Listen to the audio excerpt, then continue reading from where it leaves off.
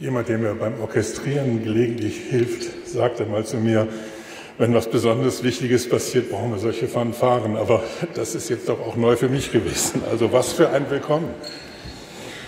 Liebe Dichterinnen und Dichter, sehr verehrtes Publikum, das der Poetica vielleicht schon in langjähriger Zuneigung verbunden ist und den Auftakt des letzten Festivals im Mai 2022 noch in Erinnerung hat, ich versichere Ihnen, der Abend heute wird nicht wieder 3,5 Stunden dauern und Ihren Rücken dank der harten Klappsessel unserer Aula strapazieren. Er verspricht aber, genauso spannend zu werden. Das chorische Ich, Writing in the Name of, lautet das Thema diesmal. Ich personifiziere es hier schon, indem ich im Namen aller sprechen darf, die auf ihre Reden verzichtet haben, um den Abend abzukürzen. Vielen Dank für dieses große Vertrauen.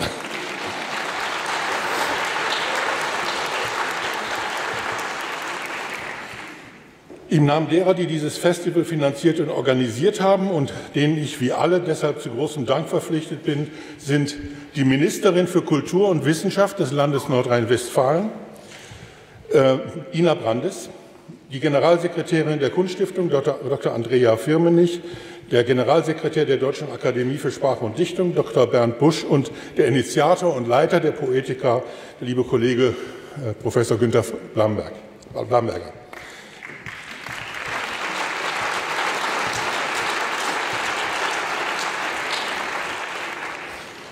Ganz besonders danke ich dem Berliner Lyriker, Musikdramaturgen und Übersetzer Christian Filips für die so engagierte Kuratierung der Poetica VIII und das Festivalmotto, einen Vers aus einem seiner Gedichte, Ich ist nämlich Chor allein. Der Vers bezeichnet eine Spannung, die ich als Rektor kenne, im Namen von 60.000 Studierenden, Mitarbeiterinnen und Mitarbeitern dieser Universität verantwortlich sprechen und handeln zu müssen, und dabei zu hoffen, dass mir diese Stellvertretung gelingt und niemand sich entmündigt fühlt. Die Freiheit, stellvertretend für die zu sprechen, von denen man gewählt wurde, ist ein demokratischer Grundsatz, aber zugleich problematisch in allen Institutionen. Ersichtlich ist das vor allem am Beispiel des Bundestages. In Artikel 38 Absatz 1 Satz 2 des deutschen Grundgesetzes heißt es, dass die Abgeordneten des deutschen Parlaments, ich zitiere, Vertreter des ganzen Volkes an Aufträge und Weisungen nicht gebunden sind und nur ihrem Gewissen unterworfen sind. Diese Klausel ist eine Konsequenz aus den Erfahrungen des Dritten Reiches. Gewöhnlich verbindet man mit ihr die individuelle Freiheit jedes Abgeordneten von Parteizwängen. Das ist jedoch ein Nebenwiderspruch, in dem die Verantwortung für das ganze Volk zu sprechen mit der Programmatik einer Partei, die Interessen von Teilen der Bevölkerung vertritt, in Konflikt geraten kann.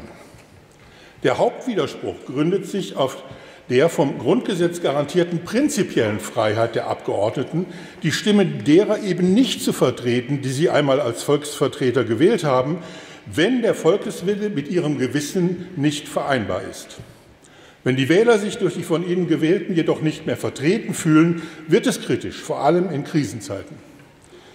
In einer weit kleineren Institution wie unserer Universität habe ich gelernt, dass es wesentlich auf eine effektive Organisation von Teilhabe an Entscheidungsprozessen, ihrer Transparenz und Legitimität ankommt. Auf ergebnisoffene Kommunikation mit anderen, auch und gerade dann, wenn man nicht gegen sein eigenes Gewissen sprechen und handeln will.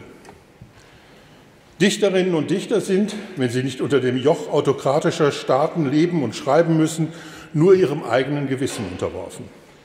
Sie sind in der Regel an Aufträge und Weisungen nicht gebunden und schon gar nicht dafür verantwortlich, Vertreter des ganzen Volkes zu sein. Sie haben das Recht und die Freiheit, eigentümlich und nur in eigenem Namen zu sprechen. Sie haben sogar, wenn sie fiktionale Texte verfassen, das Recht zur Erfindung von Personen, die gewissenlos sprechen und handeln. Worin liegt dann denn noch ihre Verantwortung? Vor allem darin, dass sie dank der Vieldeutigkeit und Komplexität ihrer ästhetischen Ideen Leserinnen und Lesern Freiräume selbstständigen Erkennens und Urteilens eröffnen und ihnen damit auch die Freiheit geben, zu entscheiden, welche Aussagen aus der fiktiven Welt für sie für die reale Welt fruchtbar machen wollen. Auf der Auf die Irritation von Gewissheiten durch ästhetische Erfahrungen kommt es gerade in politisch engagierter Dichtung an, wenn sie nicht bloße Tendenz- oder Thesenliteratur sein will. Sich als chorisches Ich zu verstehen, im Namen von anderen zu schreiben, sich für andere damit auch zu engagieren, ist also keineswegs selbstverständlich, vor allem im subjektivsten Genre der Literatur, in der Lyrik. Nötig scheint es jedoch in einer Zeit, die aus den Fugen ist, angesichts globaler Krisen, die nur gemeinschaftlich zu bewältigen sind. Wie sollte, kann und darf ein Dichter, eine Dichterin gegenwärtig im Namen von anderen sprechen, einer angegriffenen Minderheit, einer in ihrer Freiheit bedrohten Nation, der geschundenen Natur? Die Frage nach einem Schreiben im Namen von sollte nicht denen überlassen werden, die für sich in Anspruch nehmen, das Volk zu sein oder um die richtige Ideologie zu wissen. So steht es zu Recht im Programmheft der Poetica VIII. Zweifel sind jedoch auch angebracht, wenn Dichterinnen und Dichter es wagen, stellvertretend für andere zu sprechen. Im 18. Gesang von Hans Magnus Enzensbergers Komödie Der Untergang der Titanic finden sich folgende Verse, überschrieben mit dem Titel Weitere Gründe, dass Dichter lügen. Ich zitiere: Weil im Munde der Arbeiterklasse das Wort Arbeiterklasse nicht vorkommt. Weil wer verzweifelt nicht Lust hat zu sagen, ich bin ein Verzweifelnder. Weil es also ein anderer ist, immer ein anderer, der da redet, und weil der, von dem die Rede ist, schweigt. Und im 5. Gesang ruft ein Redner die Entrechteten auf, um sich endlich zu wehren. Ich zitiere erneut: Raubt, was man euch geraubt hat. Nehmt endlich, was euch gehört. Ich bin einer von euch. Worauf wartet ihr noch? Aber sie reagieren nicht. Sie verstanden wohl, was er sagte, aber sie verstanden ihn nicht. Seine Worte waren nicht ihre Worte. Sie waren von anderen Ängsten zerfressen als er und von anderen Hoffnungen. Es ist folglich eine offene Frage, wie es zeitgenössischer Poesie gelingen kann, im Namen und im Engagement für andere wirkmächtig zu schreiben. Wenn wir Glück haben, geben die Lesungen und Gespräche dieses Festivals darauf Antworten, eines Festivals, das erstmals einen Chor von Dichterstimmen aus aller Welt mit einer Singgemeinschaft, gebildet aus 3 Kölner Ensembles vereint. Ich darf alle Autorinnen und Autoren sehr herzlich in Köln willkommen heißen. Verzeihen Sie bitte, dass ich Sie jetzt nicht persönlich vorstelle, das kann Christian Filips gleich viel besser. Danken darf ich noch dem bewährten Organisationsteam der Poetica, namentlich Michaela Predijk, Semra Megele, Amelie Liebst, Lisa Sakamira und Alexandra Schmitz und der Buchhandlung Bittner, die wiederum einen Büchertisch besorgt, auf dem Sie die Anthologie der Poetica und die Publikationen der Autorinnen und Autoren finden, sowie die Begleitbroschüre zu 10 Veranstaltungen. In der Universität, der Kunsthochschule für Medien, im Forum der Volkshochschule, in der Stadtbibliothek, im Kölnischen Kunstverein und im Schauspiel Köln.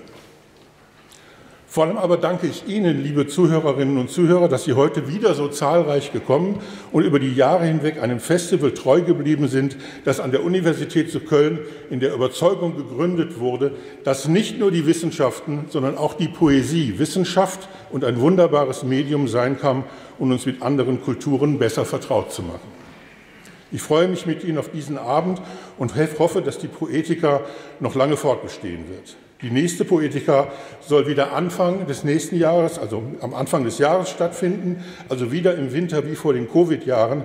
Es war mir immer eine besondere Ehre, dieses Festival eröffnen zu können und eine große Freude, so faszinierende Dichterinnen und Dichter kennenzulernen. Vielen Dank für Ihre Aufmerksamkeit and once again, welcome in Cologne and at the University of Cologne.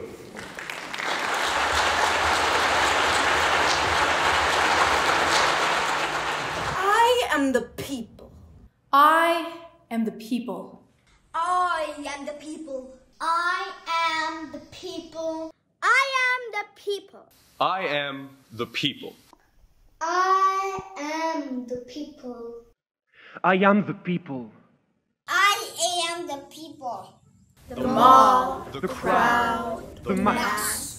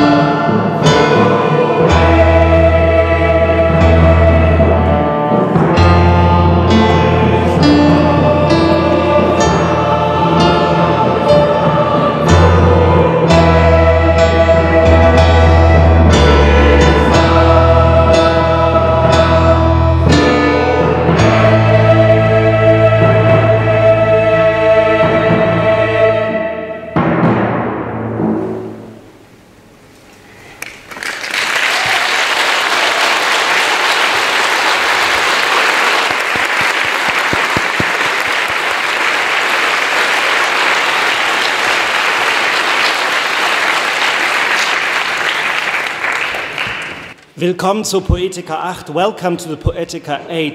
Das lyrische Ich singt eine Woche lang im Chor. Wer Namen nennt, übernimmt Verantwortung.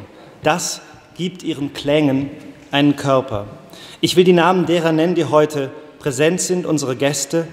Whoever dares to name names assumes responsibility. So I want to welcome 10 poets I deeply admire by mentioning their names. Daniela Danz, Logan February, Lionel Fogarty, Kim de l'Horizon, Kateryna Kalytko, Els Moors, James Noël, Patti Smith, Sukirtharani, and Zheng Xiaoqiong.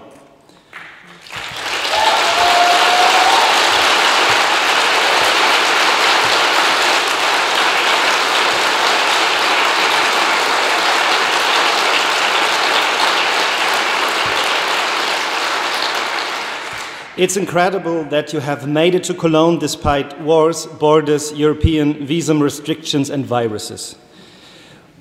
Poetry is the way we help give name to the nameless so it can be thought. So schreibt die Dichterin Audre Lorde. That's a quote by Audre Lorde. Die Identität einmal als House of Difference bezeichnet hat. Von welchem Namen aus lässt sich das, was noch nicht benannt ist, sagen? Welche Namen werden sich einstellen im Lauf dieser Poetika? O Anonyma, wie du uns durch die Finger sickerst, Entscheidungen aufzwingst in Notdurft und Nebel, im Luftraum aus Notnamen, Meisterin von wo? Wie sprechen über das, was noch nicht gesagt, gewusst gedacht werden kann? Writing in the name of, die Variable bleibt einstweilen offen. Das gilt in Gedichten, zum Guten wie zum Schlechten, selbst dort, wo eindeutige Stellvertretung dringend Not tut, im Kriegsfall, bei der Verteidigung der Marginalisierten im Namen einer poetischen Solidarität. Diese Poetika sucht nach einer Sprache, die sie noch nicht hat, nach einer Grammatik des singulären Plurals. Gib der Verschwundenen im Verschwinden Gelassenen Auge und Ohr, ein Gedächtnis, das um ihre Haarspitze noch weiß. In dieser Woche zeigt sich ein poetischer Chor von Vereinzelten. Das Ich ist nämlich Chor allein. Eine neue Internationale, wie sie Carl Sandburg hier beschworen hat, scheint derzeit nicht in Sicht. Aber noch das isolierteste lyrische Ich adressiert ein Uns, ruft es an, beschwört es selbst in der Verweigerung. Das poetische Sprechen ist bestimmt von einer jahrhundertealten Lust, sich zu multiplizieren, in fremden Namen zu agieren, sich als Chor zu maskieren, Pseudonyme zu wählen, als Sprachrohr der Götter, der Natur oder einer Gemeinschaft aufzutreten. Ich freue mich daher besonders, dass wir bei dieser Poetika ein chorisches Ich haben, das an die Seite des lyrischen Ichs tritt. Mit einem Festivalchor aus 3 Kölner Chören ist heute die Kölner Stadtgesellschaft präsent. Vom Oratorienchor Köln, vom Rodenkirchener Kammerchor und vom Chor der Uni Köln haben wir soeben eine Vertonung gehört, die auf das Festival einstimmt. I am the people, the mob, the mass.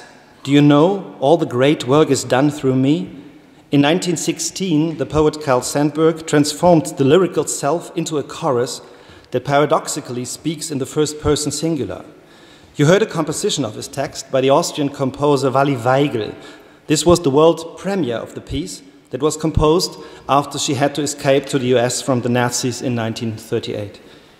The paradox, choral I, being one and many, can be used as a tool. On YouTube, you can find children and students from across the globe reciting this poem into their cameras, in slums, on garbage dumps and sofas at home, but also at school competitions. A medial choral I with a free-floating identity. Speaking in the name of. Diese 8. Ausgabe der Poetika will nach der Stellvertretung in Gedichten fragen. Wer spricht für wen? Whose name is poetry written in? Some of the poets of Poetica VIII speak on behalf of the frilled dragon, the termit, the kangaroo. They take a stand on behalf of communities, on behalf of the attacked Ukraine, on behalf of the untouchables in India and the aboriginals in Australia, on behalf of the LGBTQ movement in Nigeria, the migrant women workers in China. The poems we will hear in this week tell of caste and class struggles, of oppression and colonization, but also of emancipation through poetry. Yes, we might be weak in the singular of a lyrical self, and the voice of poetry is a silent one that needs protection, but it also can take action. As Patti Smith has put it in one of her songs, people have the power to dream, to rule, to wrestle the world from fools. So now I would like to introduce you to our first 2 poets, Sukirtharani from India and Lionel Fogarty from Australia. Ich begrüße auf der Bühne die Dichterin Sukirtharani aus Indien und den Dichter Lionel Fogarty aus Australien. Ich will sie Ihnen kurz vorstellen, ich mache das auf Englisch. In den Programmen können Sie jeweils auch die deutschen Biografien finden. Sukirtharani is a Dalit poet and social activist known for her sharp critique of the caste system of India and the oppression of women and the lowest caste members, the Dalits. She has 6 collections of poetry to her credit. Her poems featured in college curricula across Tamil Nadu, but were recently banished by the Indian government. She lives in Ranipet and teaches Tamil in the government girls' high school. Lionel Fogarty was born at Baramba, now known as Cherbourg Aboriginal Reserve in the northern Australian state of Queensland. This was one of the Queensland's punishment reserves where individuals and their families who spoke out against the authorities were sent. Since the 1970s, he has been active in the political struggles of the Aboriginal people. His poetry is often distorting colloquial phrases or standardized grammar to retool the colonizing English language into a form of resistance. Und jetzt Auftritt für die Poesie mit Pauken für Sukirtharani und Lionel Fogarty.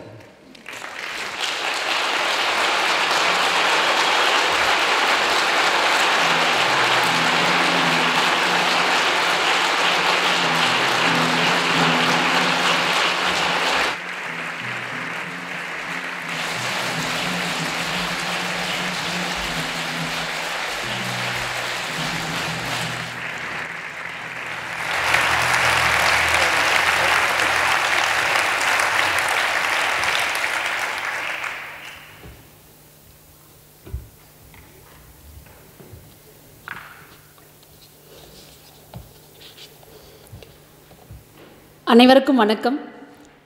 Good evening to every one. கொஞ்சம் மூத்திரம் பெய்து கொள்கிறேன். இனி நான் மாட்டுக்கறி சாப்பிட மாட்டேன். நீட்டுக்காக போராட மாட்டேன். பசுவை கொல்ல மாட்டேன். குசுவையும் விடமாட்டேன். ஸ்டெர்லைட்டுக்காக குண்டடிப்பட்டு சாக மாட்டேன். பெட்ரோல் விலை ஏறினால், நியூட்ரினோ சோதனை செய்தால் மூச்சு காட்ட மாட்டேன். 8 வழி சாலை போட்டால் நடைப்பயணம் செல்ல மாட்டேன். மீத்தேன் எடுத்தால் சத்தம் போட மாட்டேன். கோடி கோடியாய் மக்கள் பணத்தை கொள்ளையடித்தால் ஒன்றும் சொல்ல மாட்டேன். மலம் அள்ளும் தொழிலை ஒழிக்கச் சொல்லி கேட்க மாட்டேன். மணல் கொள்ளையையும் கண்டு கொள்ள மாட்டேன். காவிரியில் தண்ணீர் வராவிட்டால் வழக்கு தொடுக்க மாட்டேன். சொந்தக்காரர்களுக்கு ஒப்பந்தம் கொடுத்தால் வாய் திறந்து கேட்க மாட்டேன். விவசாயிகள் தற்கொலை செய்து கொண்டால் யாரையும் பொறுப்பேற்க சொல்ல மாட்டேன். மீனவர்கள் கைது செய்யப்பட்டால் உரிமைக்காக கொடி பிடிக்க மாட்டேன். ஓக்கி புயலில் ஒருத்தரும் வரலே என்றால் ஆவணப்படம் எடுக்க மாட்டேன். ஈழத்திற்கு ஐநாவில் பேச மாட்டேன். வெள்ள நிவாரணத்திற்கு நிதி திரட்ட மாட்டேன். பேராசிரியர்கள் பாலியல் தொல்லை தந்தால் காட்டிக் கொடுக்க மாட்டேன். ரத ஊர்வலத்திற்கு குறுக்கே நிற்க மாட்டேன். பொட்டு வைக்காமல் இருக்க மாட்டேன். வங்கிகளில் கல்விக்கடன் கேட்க மாட்டேன். சங்கிகள் என்று சொல்ல மாட்டேன். காவி நிறம் பிடிக்காது என்று தவிர்க்க மாட்டேன். மாலை 8 மணிக்கு மேல் எங்கும் செல்ல மாட்டேன். பணம் மதிப்பிழப்பு செய்தாலும் பண்பற்றவர்கள் என கூற மாட்டேன். மருத்துவமனைகளில் குழந்தைகள் இறந்தாலும் சொந்த செலவில் சிலிண்டர் வாங்க மாட்டேன். கெயில் கொண்டு வந்தால் மயிரே என்று கத்த மாட்டேன். சமூக விரோதிகள் என்றால் சூடு சுரணை பார்க்க மாட்டேன். வெளிநாட்டுக்கு தப்பியோடியவர்களை திரும்ப கொண்டு வரச் சொல்லி கேட்க மாட்டேன். அனைத்து சாதியினரும் அர்ச்சகராக்க கேட்க மாட்டேன். தீட்டு காலத்தில் கோவிலுக்கு போக மாட்டேன். இந்தி திணிப்பு செய்தால் மொழி போராட்டம் நடத்த மாட்டேன்.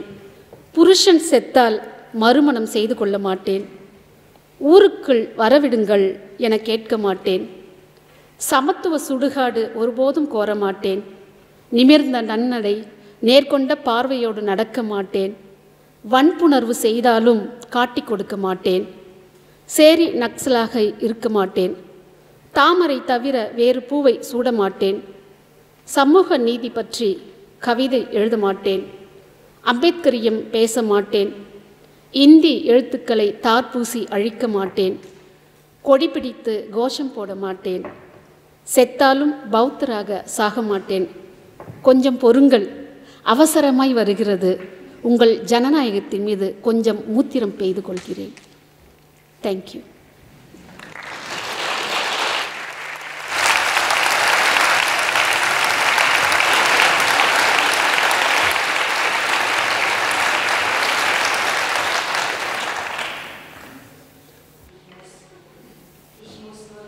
pissen. Von jetzt an werde ich aufhören, Rindfleisch-Curry zu essen und gegen das NEAT-Testverfahren zu kämpfen. Ich werde keine Kühe mehr töten und auch nicht mehr einfach so furzen. Ich werde für den Sterlite-Kupferkonzern nicht im Kugelhagel sterben und von steigenden Benzinpreisen und Neutrinotests will ich lieber schweigen. Ich werde nicht mehr auf die Straße gehen gegen den Bau der 8-spurigen Autobahn und ich habe gar nichts einzuwenden gegen die Förderung von Methan. Wird das Geld der Armen millionenfach unterschlagen, schlägt mir das nicht länger auf den Magen. Auch werde ich nie wieder Sätze sagen wie Zwangslatrinenputz stoppen. Und großzügig werde ich hinwegsehen über den illegalen Sandraub. Wenn sie den Kaveri-Fluss austrocknen, werde ich nicht vor Gericht ziehen und ich gelobe, nicht auszuposaunen ihre korrupte Vetternwirtschaft. Ich werde niemanden verantwortlich machen für die Selbstmorde der Bauern und ich schwenke nicht die Fahne des Rechts, wenn man die streikenden Fischer verhaftet. Ich dokumentiere nicht, dass uns beim Eintreffen des Zyklon Oki niemand zu Hilfe kam. Ich werde vor der UN nicht Elams Unabhängigkeit einfordern und keine Spenden sammeln für die Flutopfer von Kerala. Auch sexuelle Belästigungen werde ich nicht anzeigen, nicht einmal die von Uniprofessoren. Die Götterprozessionen lasse ich vorüberziehen. Ich werde immer meinen Bindi tragen und Banken nie nach Bildungskredit fragen. Ich werde Hindu-Nazis niemals Nazis nennen. Die Safranfarbe werde ich nicht hassen und nach 8 Uhr das Haus nicht mehr verlassen. Und wenn sie auch das Land demonetisieren, ich werde das nur achtungsvoll quittieren. Wenn im Kinderhospital der Sauerstoff ausgeht, kaufe ich vom eigenen Geld kein Medizingerät, kein Fluch, wenn man die Geil-Pipeline verlegt. Auch wird keine meiner Wunden brennen, wenn sie mich wieder einen Staatsfeind nennen. Ich fordere kein Auslieferungsabkommen für reiche Halunken, die ins Ausland entkommen. Und ich verlange nicht, Vertreter aller Kasten für den Beruf des Priesters zuzulassen. Während meiner Regel vermeide ich den Tempel. Wenn sie Hindi zur einzigen Amtssprache machen, werde ich weder streiken noch lachen. Stirbt mein Mann, bleibe ich allein und frei. Und darf ich doch zurück ins Dorf, dann will ich nicht verlangen, dass sein Grab mir zugänglich sei. Ich laufe durch die Straßen niemals mit erhobenem Haupt. Jedem Vergewaltiger wird alles stets geglaubt. Eine Slum-Naxalitin will ich nicht sein. Der Lotus soll mich regieren, befreien. Kein Vers über soziales Recht. Ambedkars Sprache mache ich schlecht. Gegen die Hindi-Lehre kein Wort. Ich lebe auch nach dem Tod nicht als Buddhistin fort. Nie wieder streiken, nichts boykottieren. Nie wieder will ich demonstrieren. Moment, ich platze gleich. Ach, wissen Sie, ich muss nur kurz mal pissen auf eure Demokratie.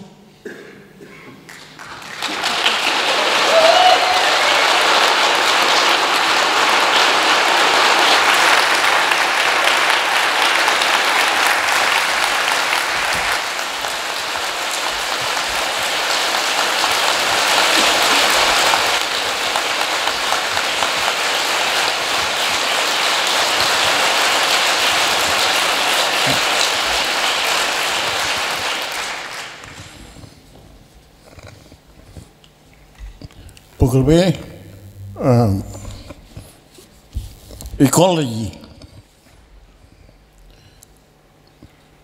I am a frill-necked lizard roaming, providing. I am a refugee by King Bran Taipan, highly delightful sea bird, catches the flint of my star skin color. I am we pelicans of woodland Brolga, traditionally yamming. Yes, roots, nuts differ to geese, auks, quails that number plentiful. Still I am dugong, kangaroo, cockatoo, and grasshopper too. Yes, I am a termite. Better still, butterflies are my beetles, wasp friends. You are nature's crocodile. Even pythons are not inadequate, nor geckos. We are guanas. After salt water got grounded, I am death, armless. You are tropic cycles. Swamps got bad affinity, says who? Now a dingo arrives that diet attractive, a woof woof. Later, bush tucker needs a barramundi. Later, I am digging stick. Then I am seeds windowed for damper. I am club, woomera and agile, well-balanced bandicoot, flying fox and aboriginal. Our system woven from ecosystem. So don't send us to pollution. We are just trying to picture our picture. This life without frustration.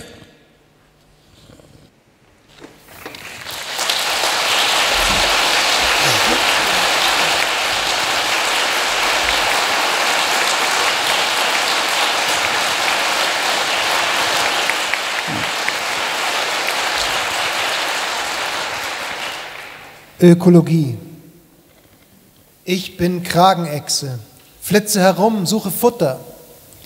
Ich bin Zuflucht für König brauner Taipan. Höchst entzückender Seevogel fängt den Funken meiner Sternenhautfarbe.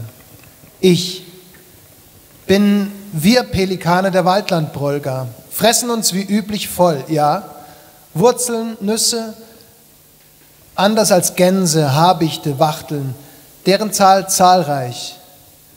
Ferner bin ich Dugong, Känguru, Kakadu und Grashüpfer auch. Ja, ich bin eine Termite, besser noch, Schmetterlinge sind meine Käfer, Wespen Freunde. Du bist das Krokodil der Natur, sogar Pythons nicht unpassend, Geckos auch nicht. Wir sind Guanas, seit das Salzwasser auf Grund lief. Ich bin tot, harmlos. Du bist tropische Zyklen. Sümpfe bekamen schlimme Verwandtschaft. Wer sagt das? Jetzt erscheint ein Dingo, diese Speise wohlschmeckend ein Wauwau, später Buschfutter, brauchen Barramundi. Später bin ich Grabstöcke, dann Samen, die man fürs Fladenbrot schwingt. Ich bin Keule, Woomera, ein flinker, ausgeglichener Bandicoot. Fliegender Hund und ein Aboriginal. Unsere Systeme, gewebt aus dem Ökosystem, schickt uns also nicht in die Umweltverschmutzung. Wir versuchen uns nur auszumalen, wie das Leben wäre ohne Enttäuschung.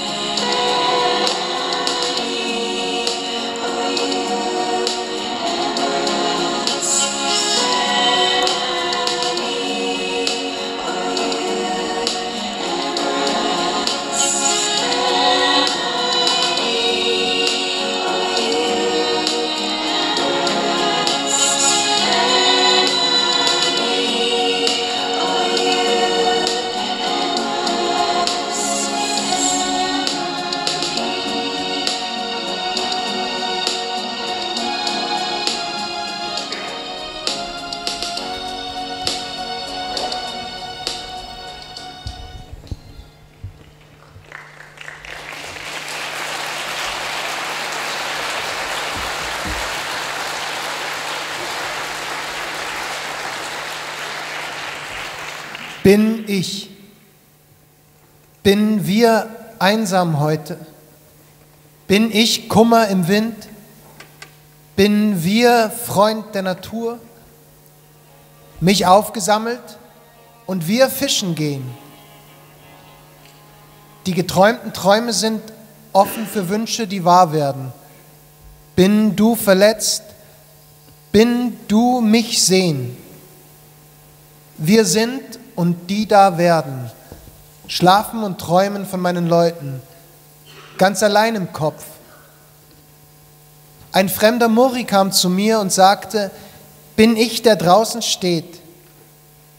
Ihr werdet alle geistvoll sein, wenn Sonne scheint bei Regen. Wir finden den Sommer hier früher. Gib meiner Mutter eine Karriere, gib dem Gewissen eine faule Ausbildung. Frauen, die sich ihre Körper nehmen lassen. Im letzten Augenblick des Lebens kam die Liebe fast edel an meine Haut. Einen Idioten hörte ich schreien. Bin ich hörend Begleiter zu meinem Herzen? Bin wir Liebe in diesen Tagen? Bin ich traurig in diesen Nächten? Für immer besitzt es dich, Mensch. Etwas muss uns erzählen. Bin ich mich oder bin du wir?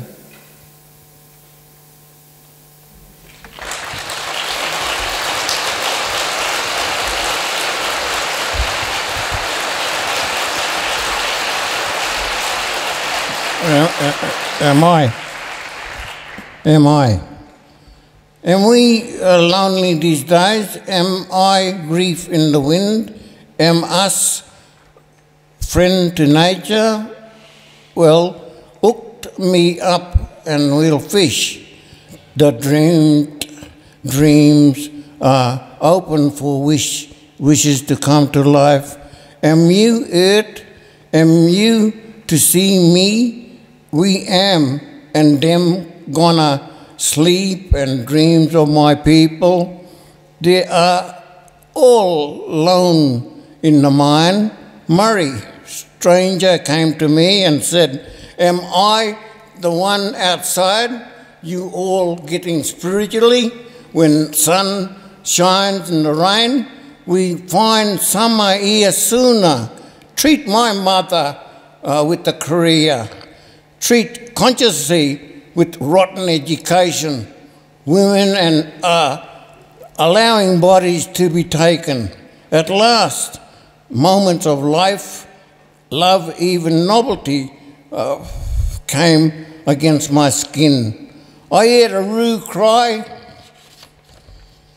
Am I hearing attention to my heart? Am we loving in these days? Am I saddened these nights? Forever it possesses you, man. Something must be told. Am I me or you am us?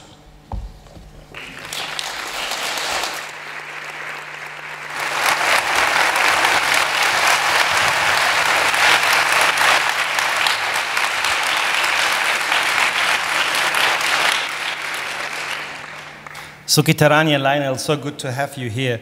We will just have a speed dating now, a sneak preview for our more intense conversation and reading on Thursday in the Public Library of Cologne. What unites both of us, you are both poets in the true sense of the word, and you are at the same time political activists speaking in the name of your communities, the Dalits in India and the Aboriginals in Australia. So I would like to ask both of you, who is part of this I that also can be a we in your poetry? Who do you speak for and who could never be a part of your name? Sukirtharani? Yes. I still live in a village called Lalapete in Tamil Nadu, India. I am coming from a Dalit girl. I studied a lot. I'm working as a teacher in government, but still the society saw me as a Dalit girl. I'm writing here because I am a woman, and so as a Dalit woman, so I am coming to write.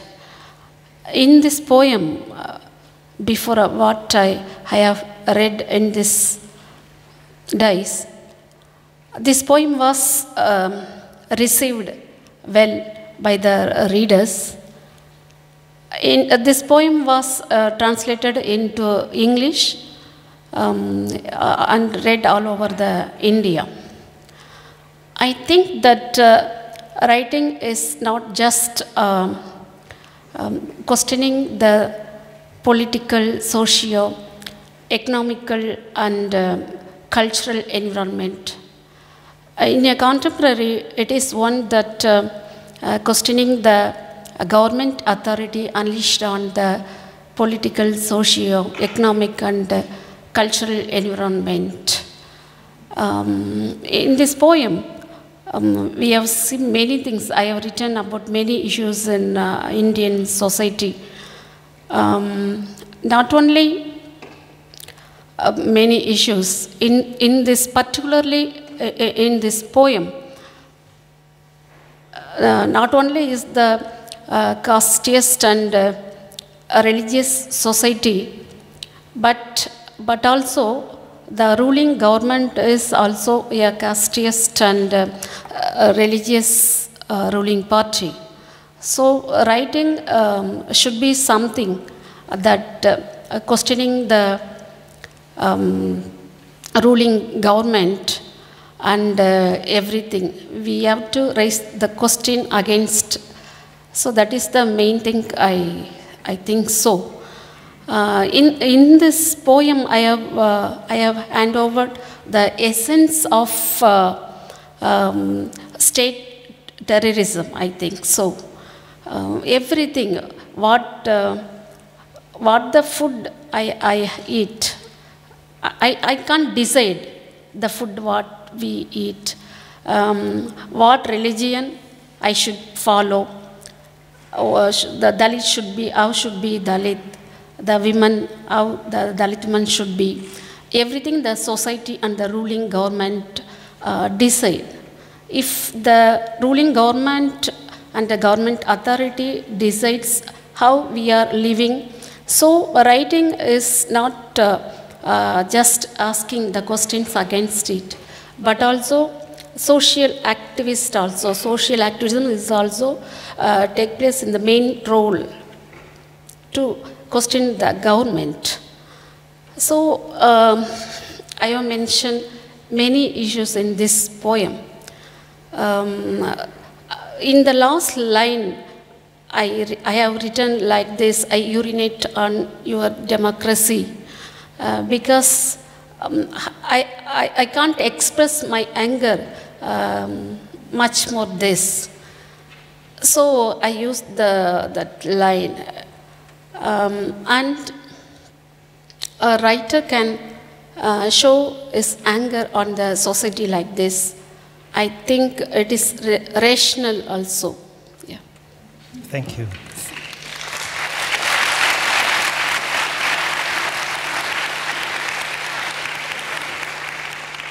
I just want to congratulate also that you just refused and you rejected the Devi Award, because the Adani Group has sponsored the award ceremony. It's a poetry prize in India, an award you refused to receive. And the audience needs to know that the Adani Group is, among many other things, responsible for selling Russian gas to Europe via India despite the boycott. And Sukirtharani was so brave to refuse this award, right? Yes, thank you.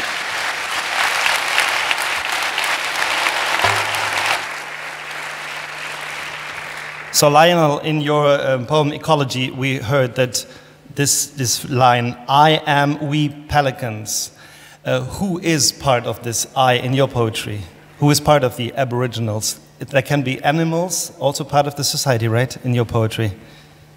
Could be animals, yeah, of course. I mean, we are part of the animals, we are equal with the animals.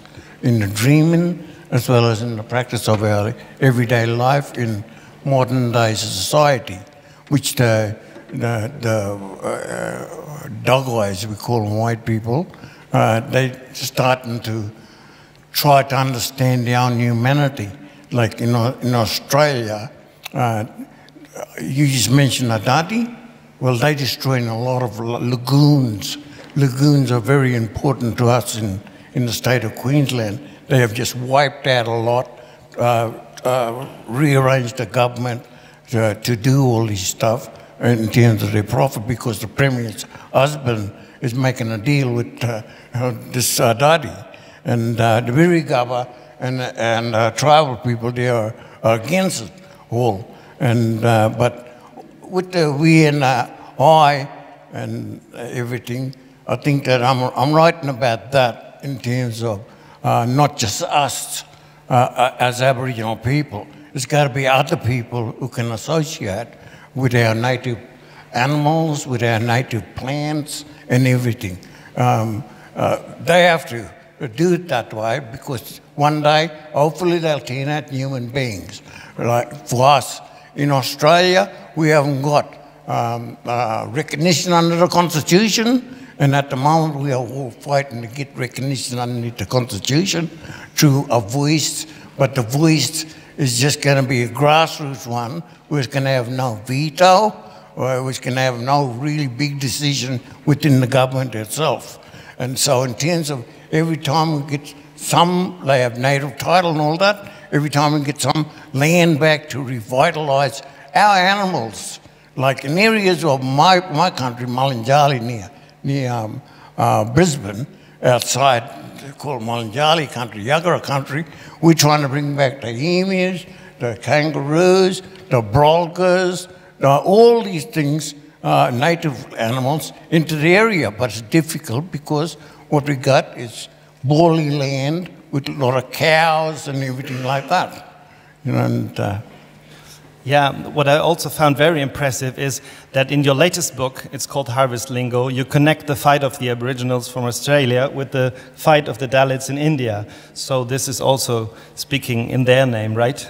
Yeah, well, I found that their people always did have a connection with us in a way, right? Because the Macassans, who came up a long time ago and taught our people how to make houses and things like that. But when I went to India, I met all the Dalit people. I wanted to meet the indigenous people, not the ones they call Indians, you know. I want to meet the indigenous people. And I found that they had a lot of common things with my people in Australia, which I wanted to go back to Australia and tell my people that there are indigenous people over there, you know, and they're not all, you know, colonised. Sorry about that. Yeah.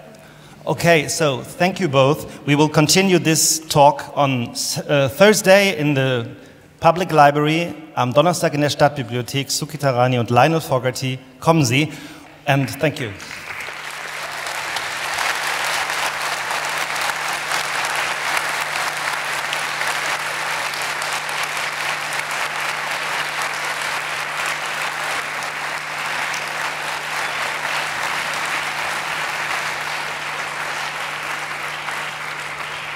So I now want to welcome on stage Daniela Danz from Germany and James Noël from Haiti.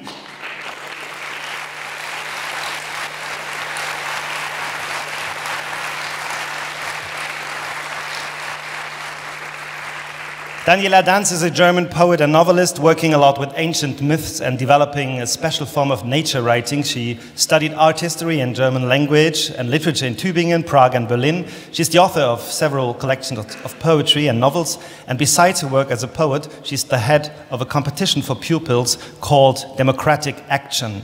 And James Noël is a poet, writer and actor, one of the most important voices in contemporary Haitian poetry. He writes in both French and Creole. To empty his body of all words, to move forward and become lighter than paper, as he says. Daniela Danz.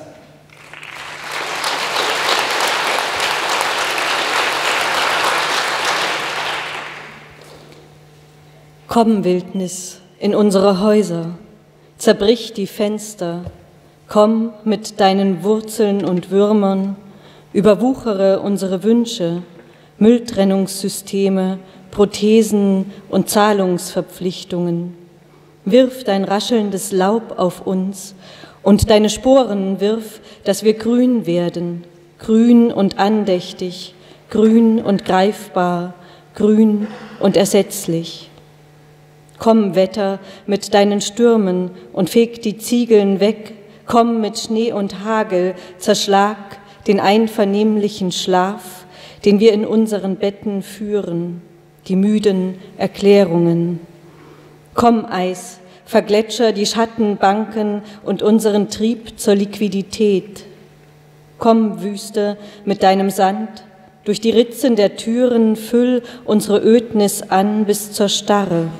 Komm über die Bergungsteams, den Wachstumszwang, riesele in die Tastaturen, die Raketen und Raketenabwehrsysteme, in die Denkfabriken, die Trollherzen. Nur lass die Igel übrig mit ihrem Schnaufen, um uns zu beruhigen. Komm, steigender Meeresspiegel, über unsere Uferzonen, die bebauten, die unbebauten, die heimatseligen, profitablen Flachlandzonen, spüle Quallen auf unsere Suppenteller und Posthornschnecken ins Haar, wenn wir aufeinander zuschwimmen, panisch vor Sehnsucht nacheinander, weil so wenig bleibt, weil alles hin ist und gründlich aufgeweicht von Reue, Schuldzuweisungen, Neuroleptika. Kommt, Erdstöße, erschüttert unsere Wohnungen, die wir gegründet haben auf allem, was wir schon immer so machen. Komm, Beben, und verschütte die Schächte, das Ende der Arbeit und unsere rettenden Lektüren. Begrab Zorn und Zuneigung und sämtliche Zugewinne.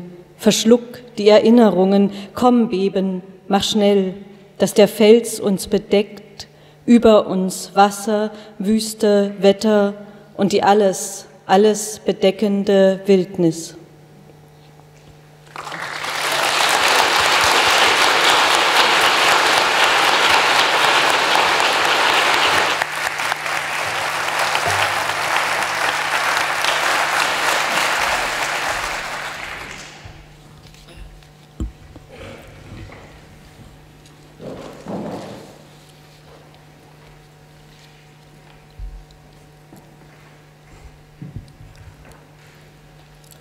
Je suis celui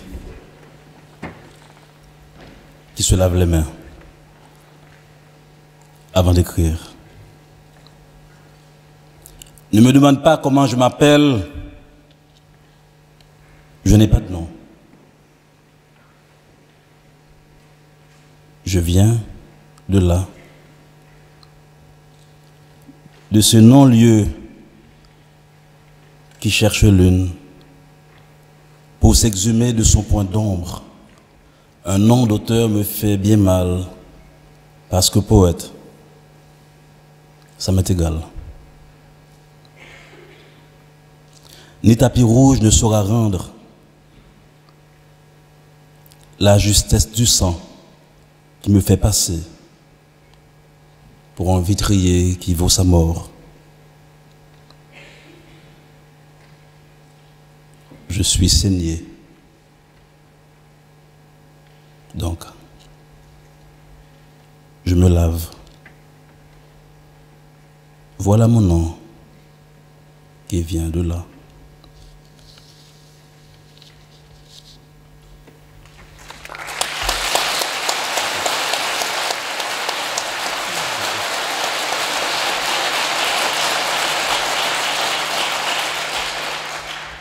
Ich bin der sich die Hände wäscht vor dem Schreiben. Frag nicht, wie ich heiße. Ich habe keinen Namen. Ich komme von dort, von diesem Nichtort, der den Mond sucht, um sich aus einem Schattenpunkt herauszugraben. Ein Autorname steht mir recht schlecht, denn Dichter, das ist mir egal. Kein roter Teppich reicht an die Richtigkeit des Bluts heran, das mich durchgehen lässt. Als Glaser, der den Tod lohnt, Ich bin zur Ader gelassen, also wasche ich mich. Daher kommt mein Name von dort.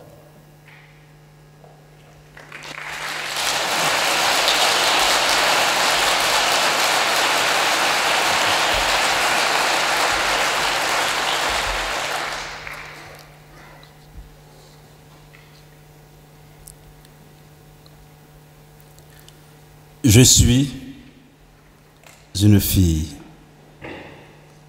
de Port-au-Prince. Un garçon manqué peut-être. Dans cette ville tatouée de balles, gangrenée de gangs, de fossoyeurs d'étoiles, rapide au grand gâchis de la gâchette. Il tue le temps à manger l'autre dans un grand éclat de rire.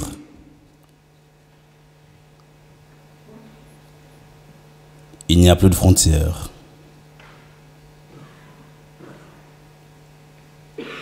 Entre le jour et la nuit, plus de frontières.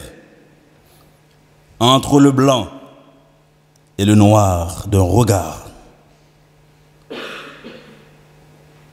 Passez-moi le fait d'être limite. Tous les chemins mènent à l'éclipse. C'est blackout dans le cœur mâle du soleil. Blackout dans le jaune d'œuf. L'aveuglement dans le blackout sans borne. Je suis une fille de Port-au-Prince.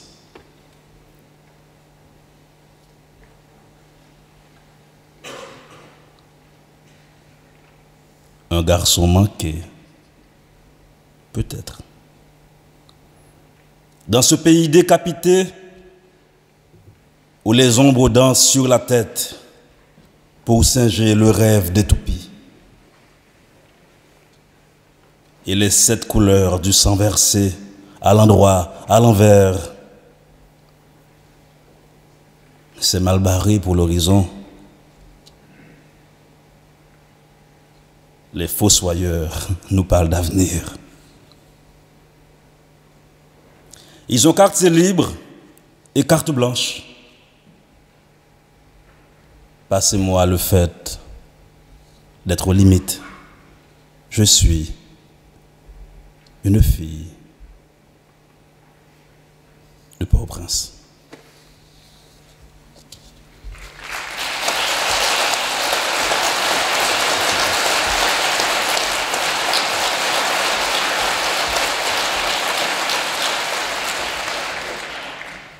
Ich bin ein Mädchen aus Port-au-Prince, an dem vielleicht ein Junge verloren gegangen ist.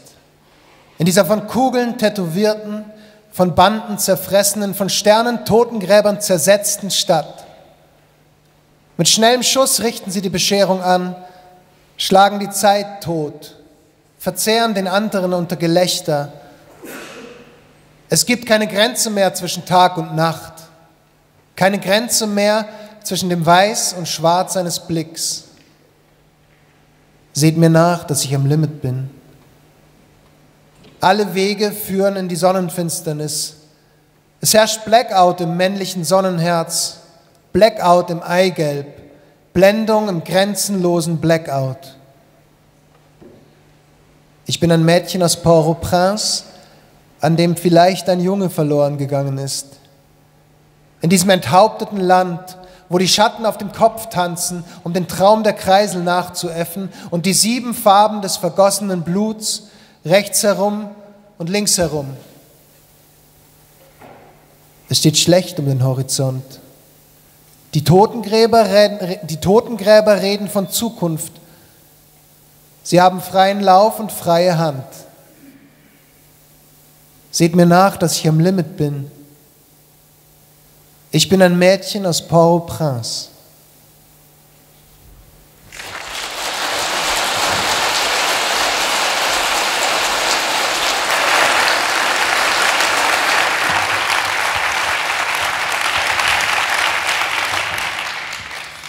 So, hallo liebe Daniela, bonjour James. This is our next poetical speed dating. I'm going to talk in German with Daniela, and we will have a translator for James. So we have Leopold von Verschür, who will join us now as a translator on stage. Thank you for helping us.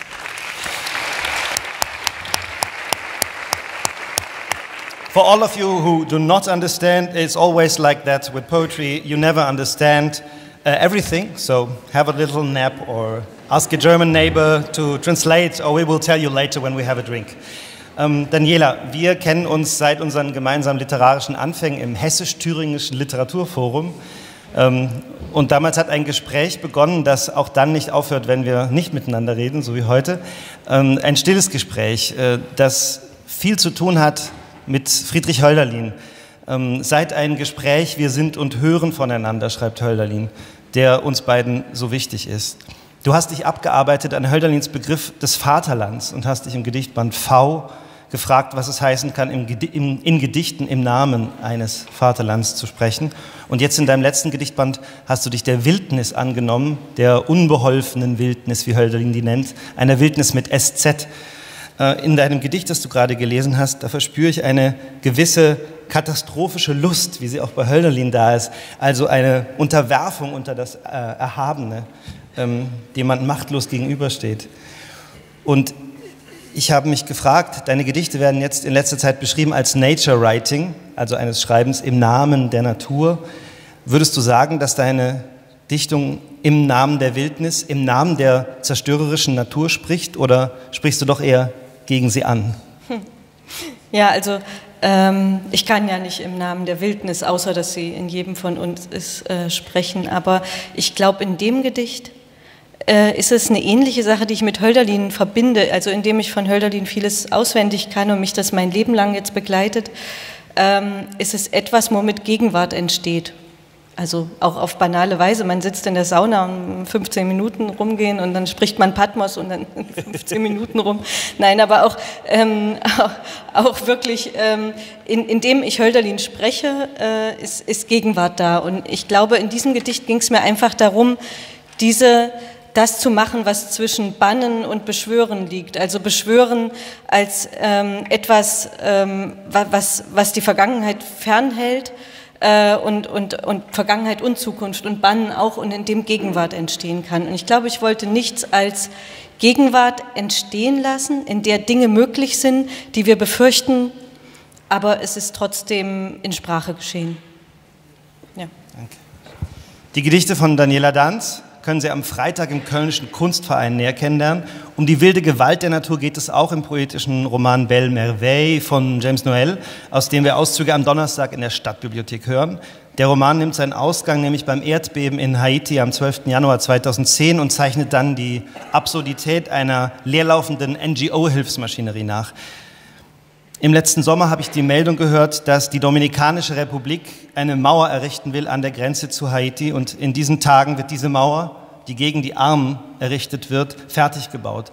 Mir kam die Nachricht so vor, als hätte ich sie schon mal gelesen, und da fiel mir ein, dass James Noël seit Jahren an einem fortgesetzten Langgedicht schreibt, die Migration der Mauern, das bereits 2016 eine Pandémie des Murs beschworen hat. James, in deinem Gedicht trittst du als Glaser auf, das erste, das du heute gelesen hast. Der Glaser ist dein dichterisches alter Ego.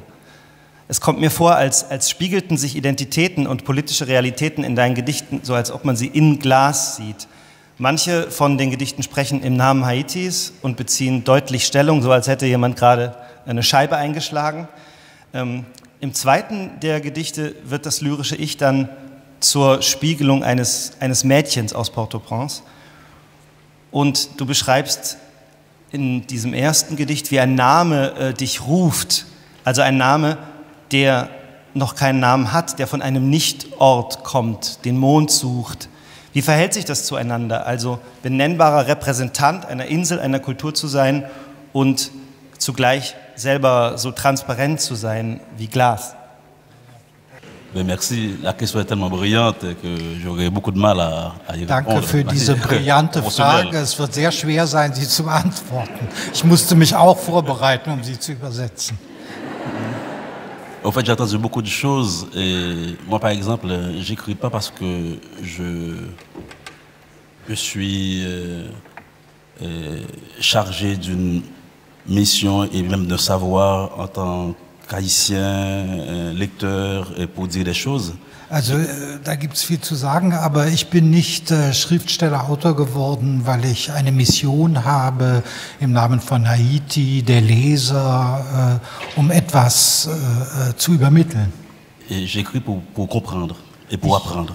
Ich schreibe, um zu verstehen, um zu sehen. J'avais écrit très tôt quelque chose dont je n'avais pas compris au départ.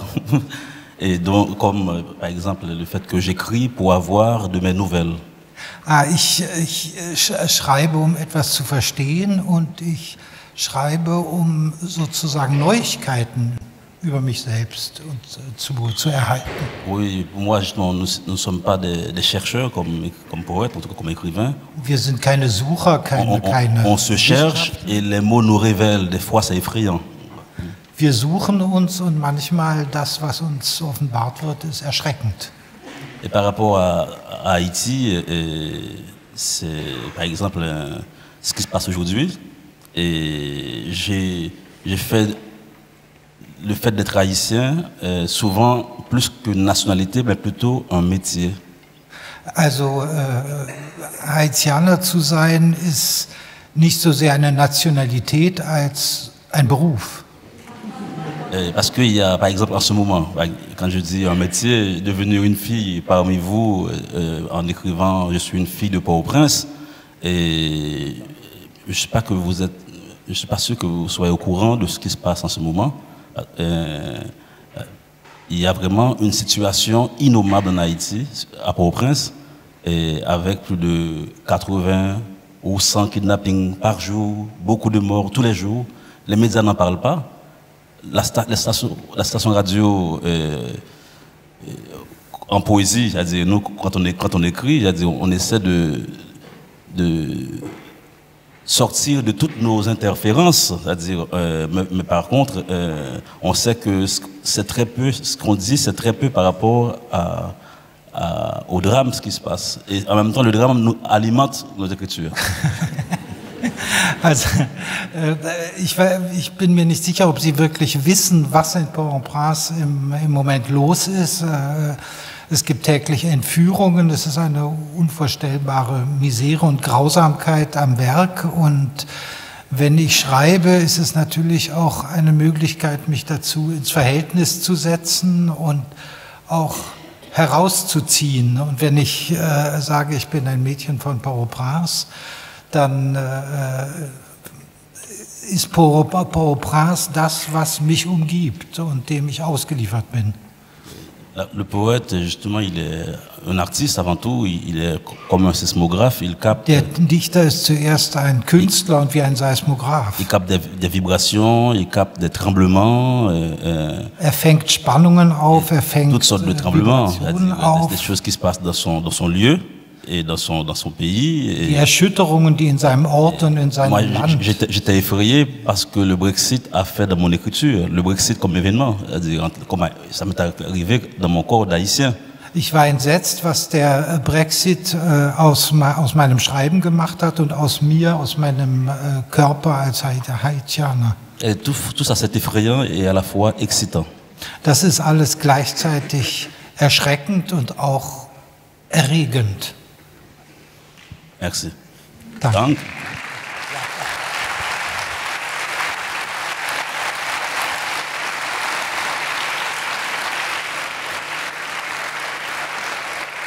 So, merci James, Daniela. Wir werden die beiden am Donnerstag und am Freitag erleben. Kommen Sie zu den Lesungen. Danke euch. Merci.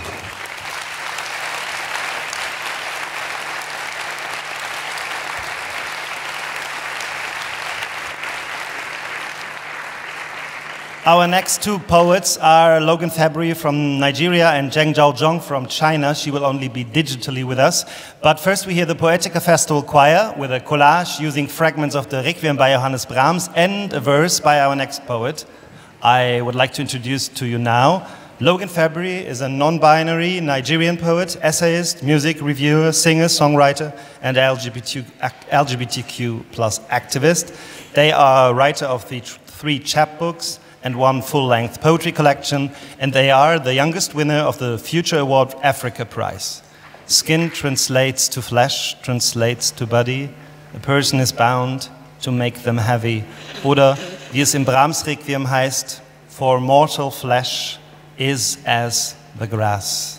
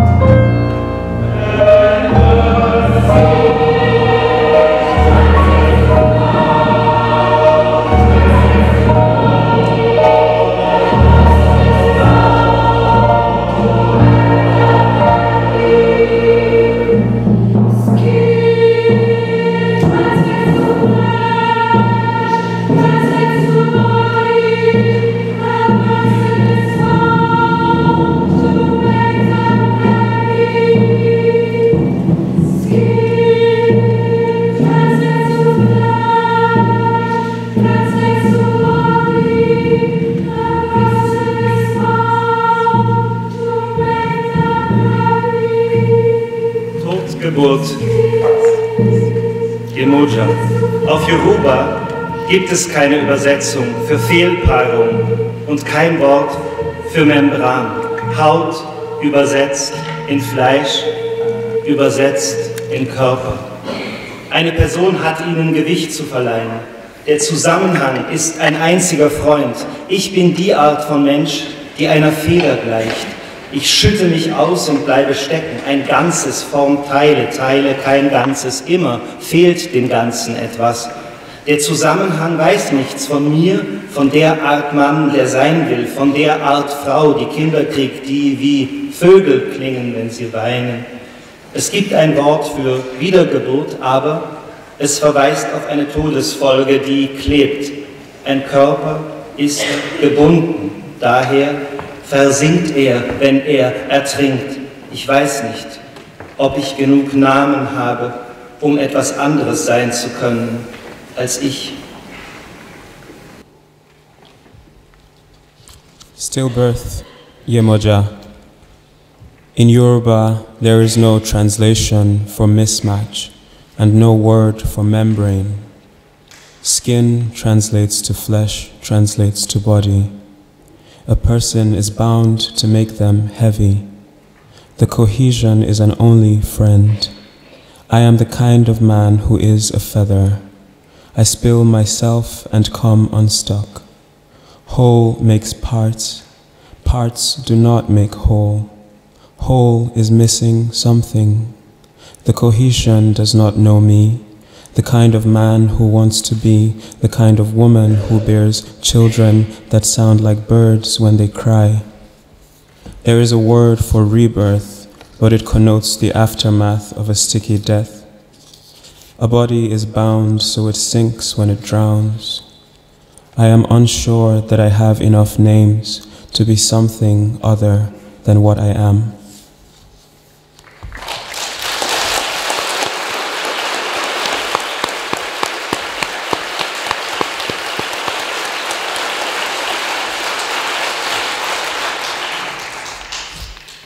Self-portrait with foreign tongue. We speak only in echoes, and echoes are not a language of youth. I am unlearning this dead dialect, this art of lifting head and lifting hands with nothing to lift the spirit, of opening myself like a door that leads nowhere in particular.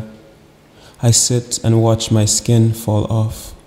Some hymns are sung for far too long.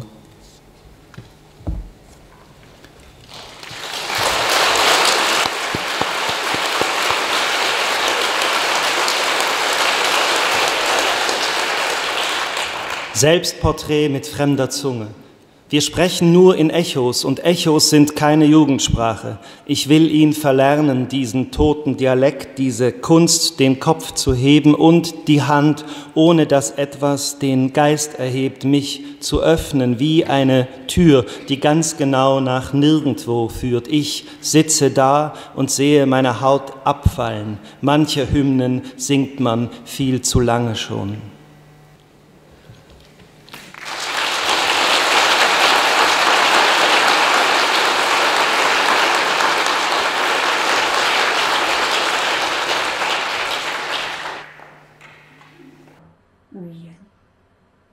我说着这些多次的有力的语言，铸体，沉默的工人的语言，如是宁静的语言，铁片的折痕与记忆，舌尖一样的语言，凶猛的、哭泣的、不幸的、疼痛的、饥饿的语言，机台上轰鸣着的欠薪职业病，断指的语言，生活的底座的语言，在实业的暗处，钢筋潮湿的缝隙间，这些悲伤的语言，我亲身念着它们。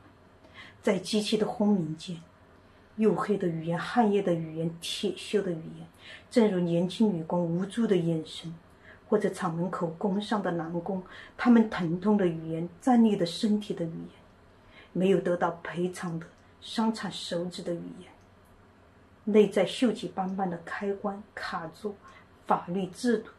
我说着黑血烘烤的语言，身份、年龄、疾病、资本、恐惧嚎叫的语言，税官与小吏们，工厂主、暂住证、外来工的语言，跳楼秀的语言， GDP 的语言，政绩工程的语言，孩子学费的语言，我说着石头加班暴力的语言，我说着的深渊，生活的楼梯，伸向不可琢磨的远方，在徒劳的风中紧紧抓住生活的栏杆的语言，我说着这些多次的游历的语言，他们所有的刺都张开，刺痛这柔软的时代。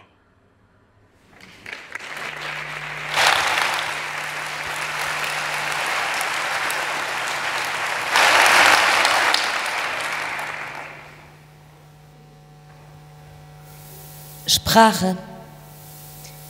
Ich spreche diese stachligen, geölten Sprachen aus Gusseisen.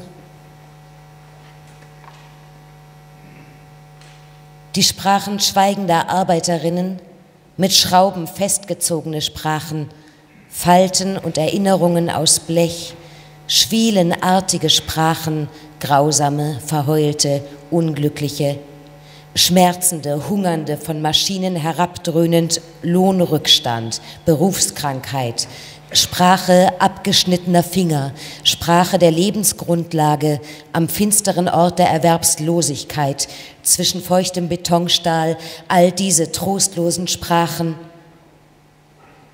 Ich lese sie leise. Im Maschinendröhnen, pechschwarze, schweißnasse, rostige Sprachen, hilflos wie der Blick einer jungen Arbeiterin, eines verwundeten Arbeiters am Fabriktor. Sprache ihrer Schmerzen, Sprache zitternder Körper, Sprache der verweigerten Entschädigung für versehrte Finger. Innen rostfleckige Schalter, Sitzbänke, Gesetze, Systeme. Ich spreche schwarzblutige, geröstete Sprachen, Sprachen von Status, Alter, Krankheit, Kapital, Angst, Geheul. Steuerbeamte und Amtsgehilfen, Fabrikbosse, befristete Aufenthaltserlaubnis, Sprachen auswärtiger Arbeitskräfte. Die Sprache der Schönen, die vom Hochhaus springt, die Sprachen des BIP, der Vorzeigeprojekte, des Schulgelds. Von Steinen spreche ich, von Überstunden, gewaltsamer Sprache. Ich spreche von Abgründen, Lebensleitern, von selbst auf Zehenspitzen unerreichbaren Fernen, inmitten vergeblicher Winde, vom Festklammern der Sprache am Geländer des Lebens. Ich spreche diese stachligen, geölten Sprachen. Ihre Stacheln stellen sich alle auf und stechen in dieses weiche Zeitalter.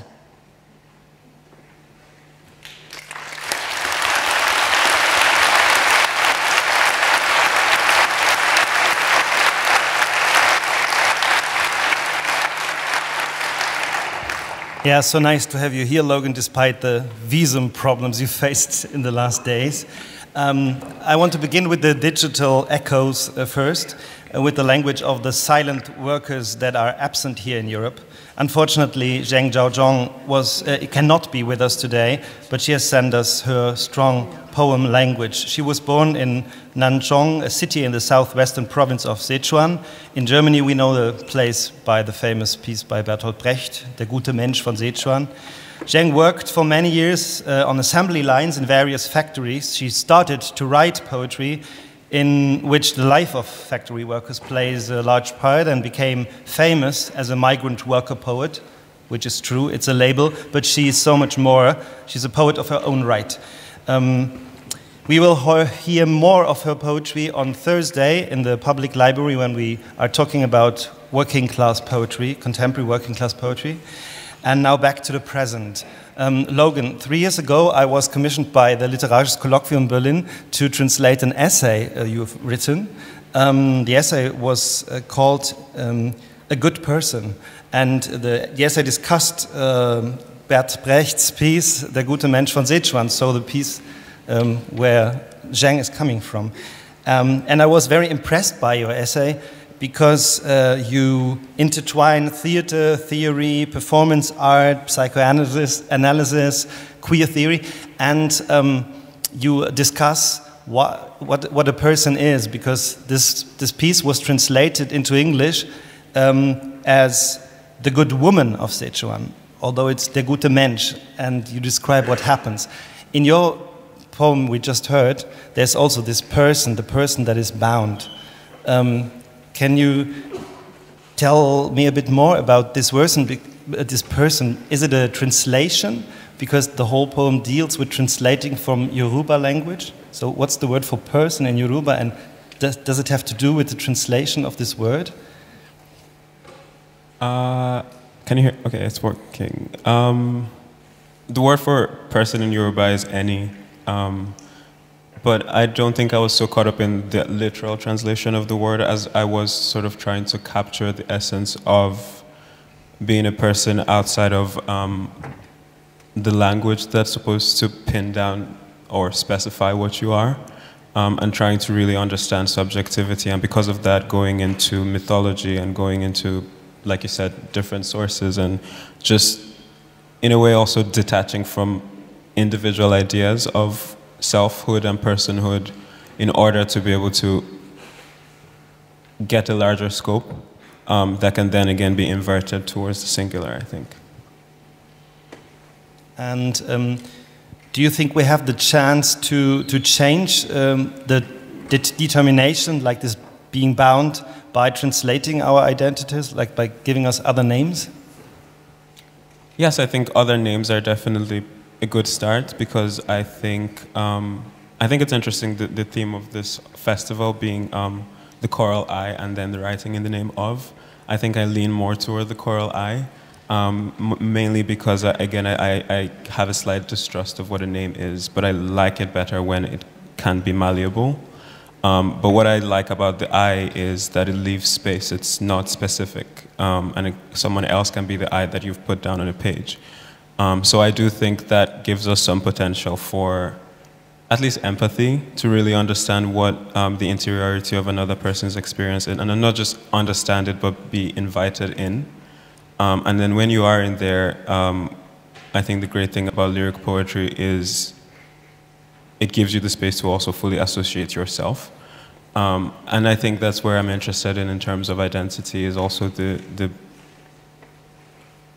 I think the permeability, where one self meets another, where one definition meets another, or where they redefine each other. Okay, so we will discuss this further. Thank you.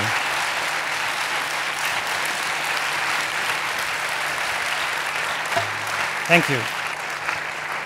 We will discuss this further on Wednesday. You can hear more poetry of Logan on Wednesday. Am Mittwoch gibt es mehr Dichtung von Logan. Wir begrüßen jetzt unsere zwei nächsten Dichterinnen, Els Moors aus Belgien und Kateryna Kalytko aus der Ukraine.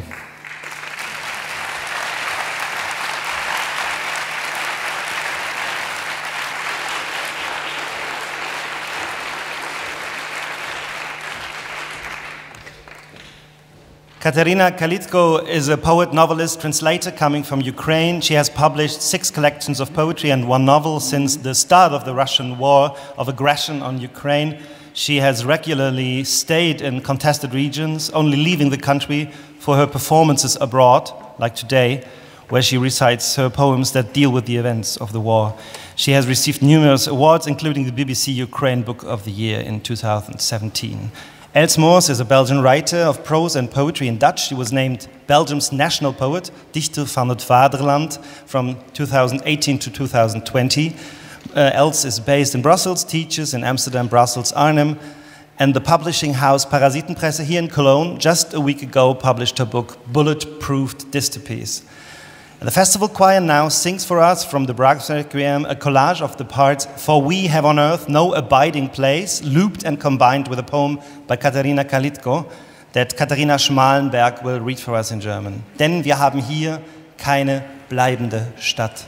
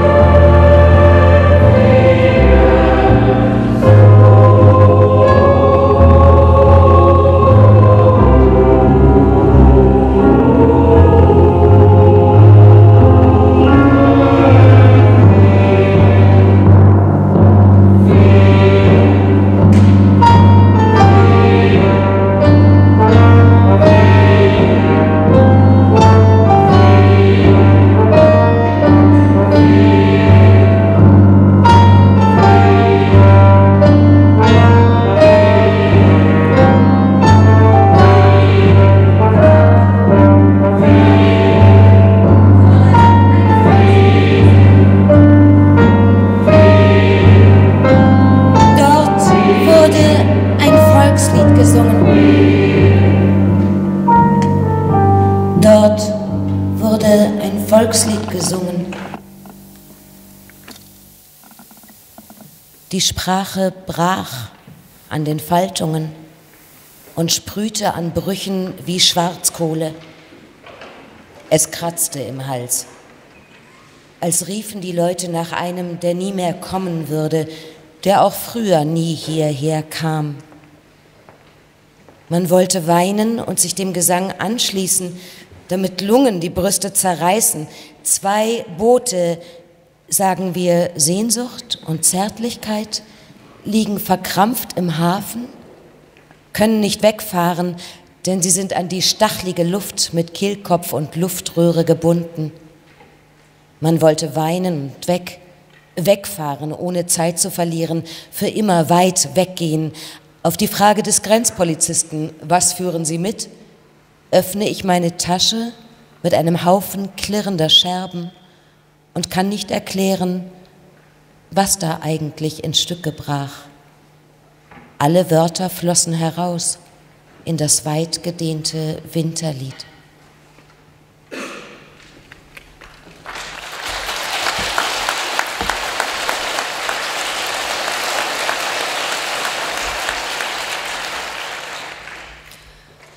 Там співали народної. Мова ламалась на згинах і на зламах іскрила вугільно. У горлі дерло, наче люди кликали того, хто уже не прийде, хто не приходив ніколи досі. І хотілося плакати і доєднатися, щоб легені рвалися із грудей, 2 човнів, скажімо, ніжність і туга, зсудомлені біля причалу, а відпливти не можуть, припнуті до цього повітря колючого за гортань і трахею. Хотілося плакати і забратися геть, поїхати, часу не гаючи, світ за очі, не вертатися, і коли на кордоні спитають, що ви там везете, розгорнути торбу з горою дзвінких уламків. А що ж це розбилося, не змогти пояснити. Витекли всі слова у протяжну зимову пісню.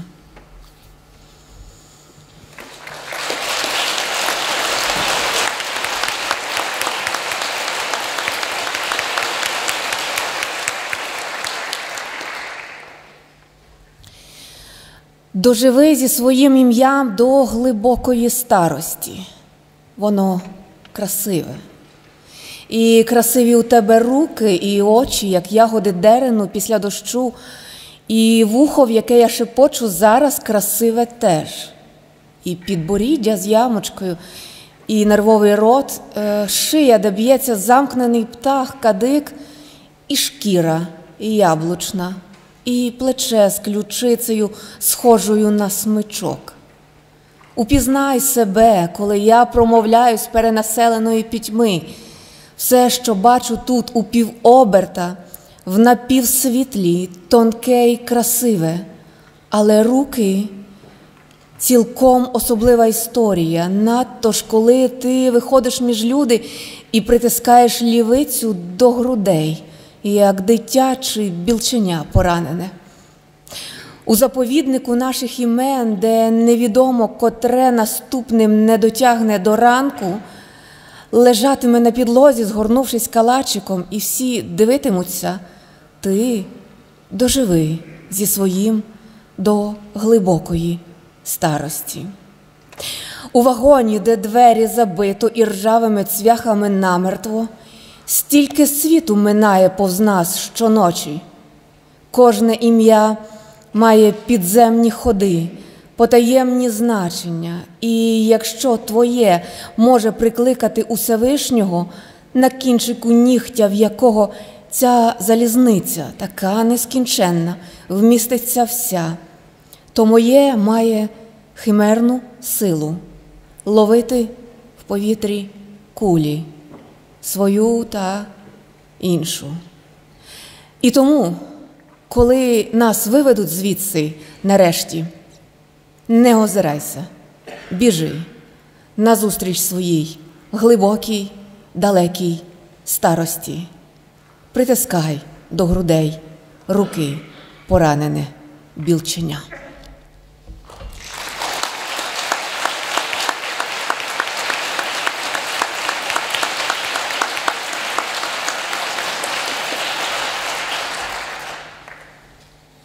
Lebe mit deinem Namen bis ins hohe Alter hinein. Dein Name ist schön. Schön sind auch deine Hände, sowie deine Augen, Schlehdorn nach dem Regen. Auch das Ohr, in das ich dies hineinflüstere, ist ebenso schön. Auch dein Kinn mit Grübchen und dein sinnlicher Mund, dein Hals, in dem der gezähmte Adamsapfel rollt. Du hast apfelne Haut. Und deine Schulter mit dem Schulterblatt ist einem Bogen ähnlich. Erkenne dich, während ich aus der übervölkerten Dunkelheit spreche. Alles, was ich hier sehe im Halbumdrehen, im Halblicht, ist zart und sanft. Deine Hände haben aber eine ganz besondere Geschichte, wenn du dich unter Leute begibst und deine linke Hand an deine Brust drückst, wie ein Kind oder ein kleines, verletztes Eichhörnchen. Im Reservat unserer Namen, wo man nicht wissen kann, welcher es nicht mehr bis zum Morgen schafft, er bleibt auf dem Fußboden gekrümmt und alle werden stumm zuschauen. Schaff du es mit deinem Namen bis ins hohe Alter hinein. So viel von der Welt fliegt an unserem Zugabteil jede Nacht vorbei, dessen Tür mit rostigen Nägeln verschlagen. Jeder Name hat unterirdische Gänge, geheime Bedeutungen. Und während dein Name die Kraft hat, den Allmächtigen herbeizurufen, auf dessen Nagelspitze diese endlose Eisenbahn hinaufpasst, hat mein Name die merkwürdige Kraft, Kugeln in der Luft zu fangen, die eigene und die andere. Dreh dich nicht um, wenn man uns endlich wegführt von hier. Renne zu deinem hohen, entfernten Alter, drücke an deine Brust das verletzte Eichhörnchen, deine Hand.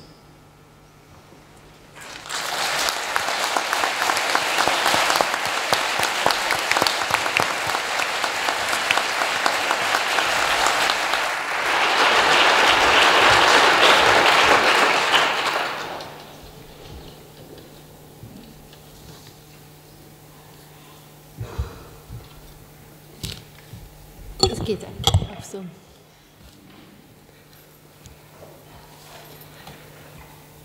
Ich lese jetzt einen Text, der ein Teil ist von 6-teiliges Gedicht.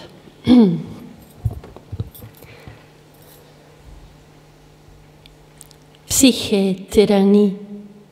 Het vocabulaire woont op de Krim. De machteloze vrouw plant lelietjes van dalen. Dezelfden keren terug van onder de schaduwzaden. Heeft mijn moeder het tegen mij gezegd? Hoe vaak strooide Jan het Himalaya-zout in de plantages van de gegentrificeerde hoed? Kap ermee. Diets wordt het niet meer. De hele erogene voorzijde voelt als geraspte Emmentaler. Het rakettenmeisje bombardeert ijsjes als een truckchauffeur. De tattoo slaapt nog, maar zijn penisverlengende ingreep keft reeds in de bench van de beschaving. Uitbreken is als borst, rode biet en Olga's gejaagde verzoek om voortplanting. Doe maar niet. Dat meelgecoupeerde brein dat geeuwend Kalashnikovs bedient.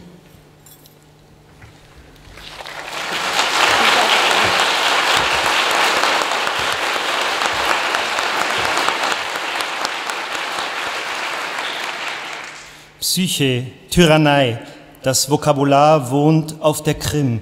Die machtlose Frau pflanzt Maiglöckchen, dieselben kehren wieder zurück aus den Schattensaaten. So hat es meine Mutter mir erzählt. Wie oft hat Jan das Himalaya-Salz gestreut in die Plantagen dieser gentrifizierten Hut. Schluss damit, das wird nichts auf gut Deutsch.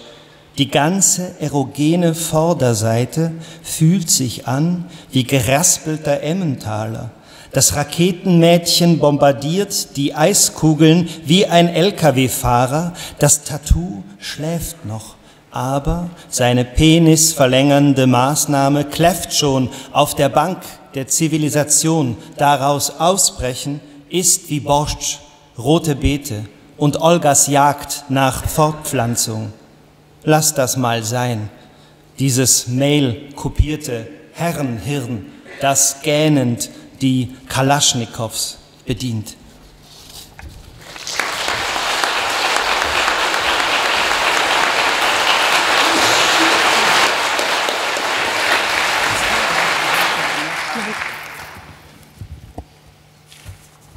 So, Kateryna, your last book, The Order of Silent Women, was published in 2021 in another era. Not the last. It's not the last? Okay. Not the last for the moment. Yeah. There's a new one. The last one is Men with Verbs, published this year when the Great War erupted.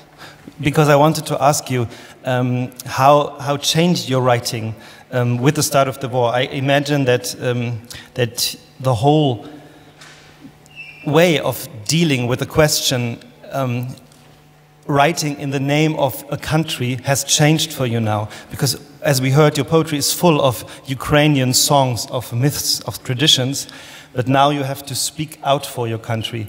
How did it change your writing? In a way, the war didn't change much because we lived through the war for 9 years already. And the previous book was published during this local Donbass war, so it deals much with war-related topics and with this language trying to describe this new reality.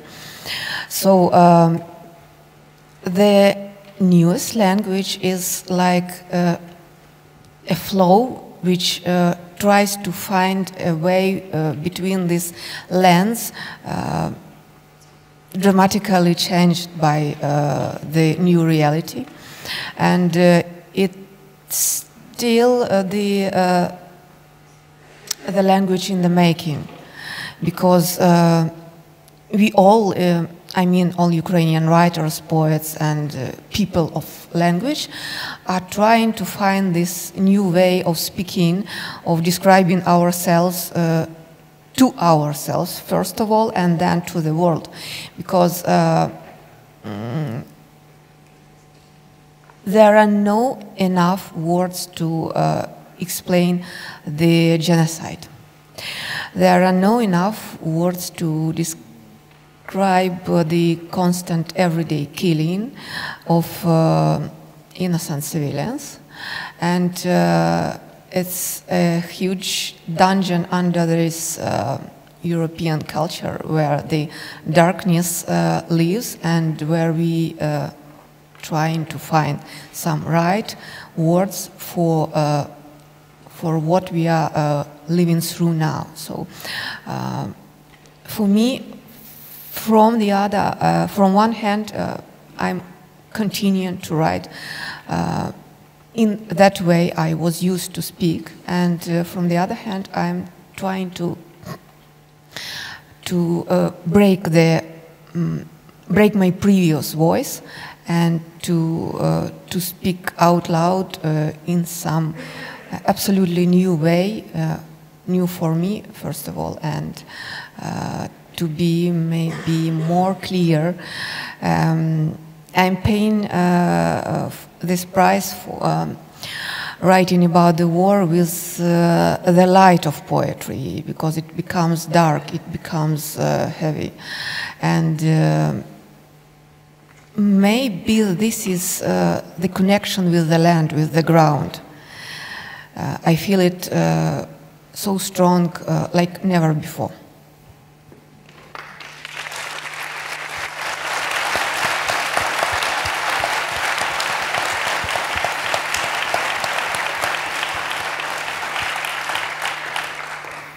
Els, when Russia attacked the Ukraine last year in February, you wrote the poem we've just heard, and it ends with the line, roughly translated, "Stop that male cropped brain that jawing operates Kalashnikovs."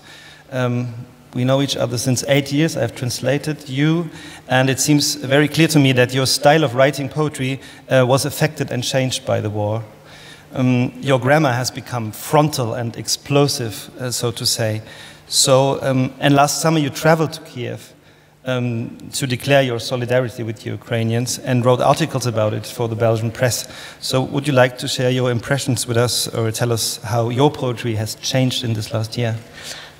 I think when I wrote that poem, it was 2 months after the war broke out, and I already wrote a small column for a website about it.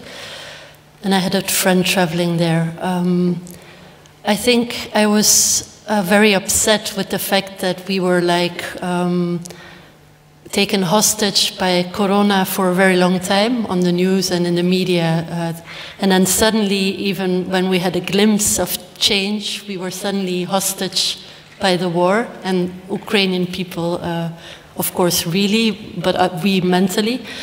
And I wrote this poem, I think, with this anger inside of me, like that there was no space for human beings in a way. You know, it's like you jump from hysterics into another hysterics. And this is also why I felt that I had to go to Kiev and Lviv, because I didn't want to be a victim of that hysterization. And I thought, okay, I'm also European. What if all Europeans go to Kiev and Lviv? And you know, you have to break through the hysterics of the talking about the war, because that's also a way of putting it far away from you. And it was very interesting to be there and to talk to writers. I didn't meet Kateryna there, but I met some other writers. And it changed my perspective on the war. And I feel that also the stories in the media in Europe, we are not focused on the right things. And if we should be focused on other things, we might speed up the war in the sense that it might end quicker. So we are somehow stuck in the way we think about this war. Kateryna, what should we focus on? To stop the war? Or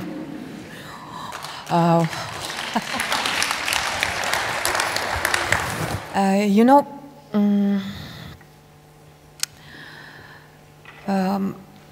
Ukrainian language and Ukrainian culture is very deep and very full of vitality and full of long memory, and it's very unfair that such a beautiful country, and I'm saying this not because it's my country, but it's really beautiful and really deserves to be heard and seen. And it's very unfair that this country survives through the horrible war and horrible genocide. And I'm very grateful for all the people of goodwill supporting Ukraine, giving us right to speak,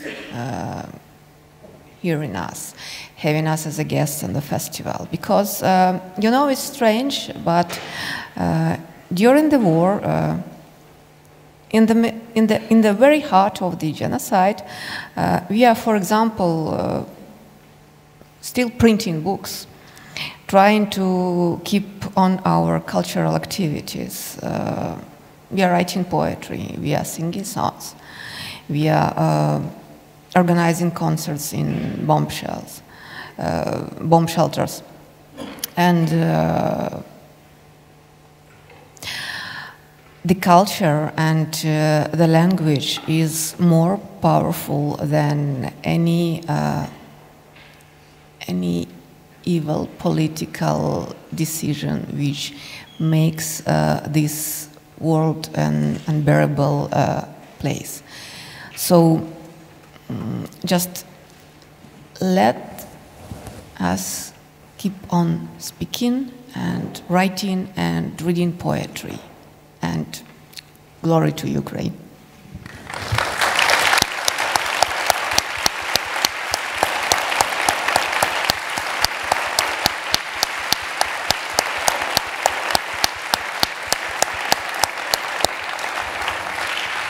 So we will hear more of your powerful poetry on Friday in Kölnischer Kunstverein.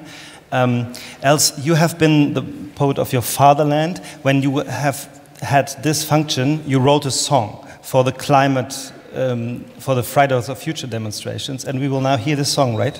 Yes, I followed the demonstration and I saw the things that the young people were carrying, and I used them to write this poem. And then the idea is that every country can adopt it, translate it, and it's already been translated in several languages, always by a poet. I think that is important. And then every language can put it on its own music as well. So I'm going to read the... So now we hear it with the Poetica Festival Choir, and Anjol Kirberg will sing it for us. And this will be the opening of the last part of our evening. Oh, I took this microphone. No, I have to.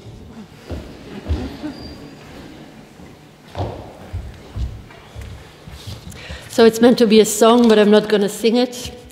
I'm just going to try read it out a bit in the rhythm. Maybe just to say, the young women in Brussels, they were shouting "plus chaud que le climat," which means I'm hotter than the climate. And I really like this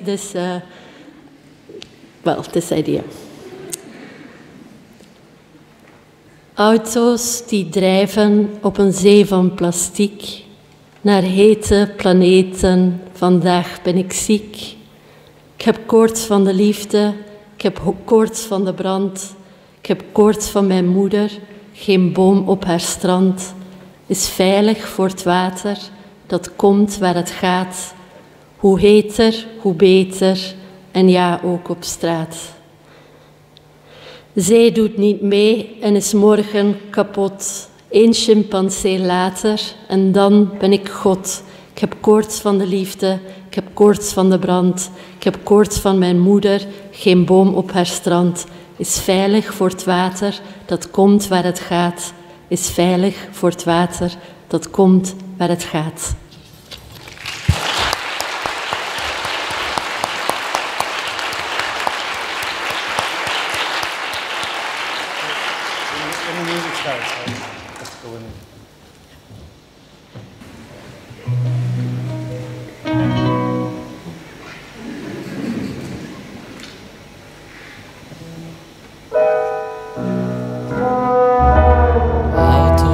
Fahren zum Strand, zum Plastikparadies. Je heißer, je geiler, klar, mir geht's mies. Krieg, Fieber von Liebe und Krieg, Sonnenbrand. Fieber von Mama, kein Baum steht am Strand. Krieg Fieber von Liebe und krieg Sonnenbrand. Krieg Fieber von Mama, kein Baum steht am Strand. Nichts ist sicher vom Wasser, das steigt und das fällt. Je heißer, je geiler, nee, nicht mal für Geld. Fieber und Liebe und Krieg, Sonnenbrand. Krieg Fieber von Mama, kein Baum steht am Strand. Krieg Fieber von Liebe und Krieg, Sonnenbrand. Krieg Fieber von Mama, kein Baum steht am Strand. Kaputt ist das Meer und morgen schon tot. Nenn mich Schimpanse, schon bin ich Gott. Krieg Fieber von Liebe und krieg Sonnenbrand. Krieg Fieber von Mama, kein Baum steht am Strand. Krieg Fieber von Liebe und krieg Sonnenbrand.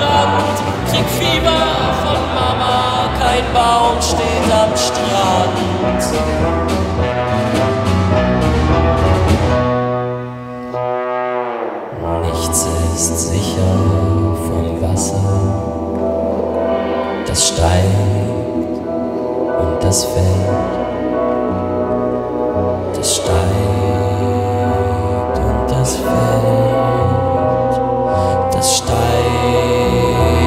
und das fällt, das steigt und das fällt, das steigt und das fällt und steigt.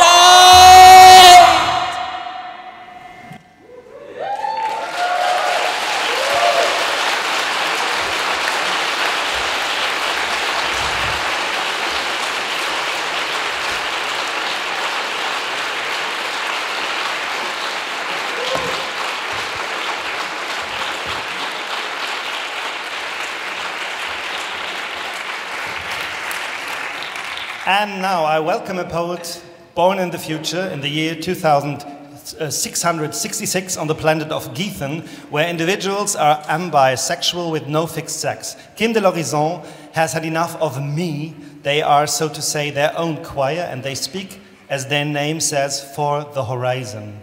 They study witchcraft with Starhawk and write collectively in Delirium magazine.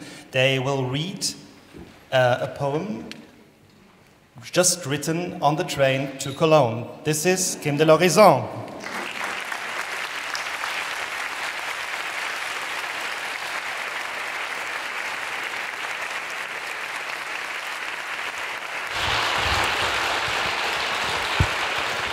Hello. Yeah, thanks a lot for the invitation. So I swore myself to, I've been living against this body for a very long time, and now I swore myself to not live against it anymore. And so that means that I want to invite it always on stage with me, which now means that I want to tell something to Patti Smith, because you just went to the loo and told me then it was your age that you know that you had to go to the loo, but actually I had to go to the loo too, and I didn't, because I was, I don't know, shy to get up. Yes, so I'm here with my full bladder, and I will read a poem I wrote on the train. I'll say a little bit about it. I have this project that I'm traveling a lot at the moment, and I can't really get into contact with the places I go to because I'm just there very quickly. And so I started to always, when I go somewhere, I kind of Google about the witch, about historical witches that were burnt there, and I will, if I find some online, I will write a poem for them and perform it in the evening. And it's often just through the law that we get in touch with these people, the infamous people, as Foucault says. And so I'm reading a poem for Nesken Torange, which was killed 1492 here, close to here, in Krefeld-Höß. Also genau, auf Hochdeutsch, ja. Nesken Torange wurde 1492 angeklagt. Sie habe dem Bauer Heinrich Plönke dreierlei Haare eines Pferdes, einer Kuh und einer Frau unter die Stallschwelle gelegt, um sein Vieh verrückt zu machen und ihnen die Kraft zu geben, dass sie ein- und ausgehen können, wie sie wollen. Dasselbe habe sie mit 2 anderen Bauern gemacht. Sie wird gefoltert und bekennt, dass der Teufel sie verführt habe. Warum, sagen die Gerichtsakten nicht. Ich bin mir sicher, dass Nesken lauthals während des Folterns gesagt hat, weshalb sie diesen Bauern schaden wollte.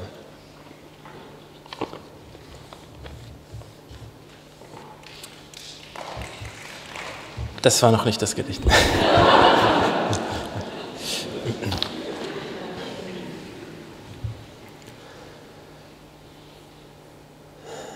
Schließ die Augen nicht, Geschwisterling. Schließ die Augen nicht vor dem, was kommt.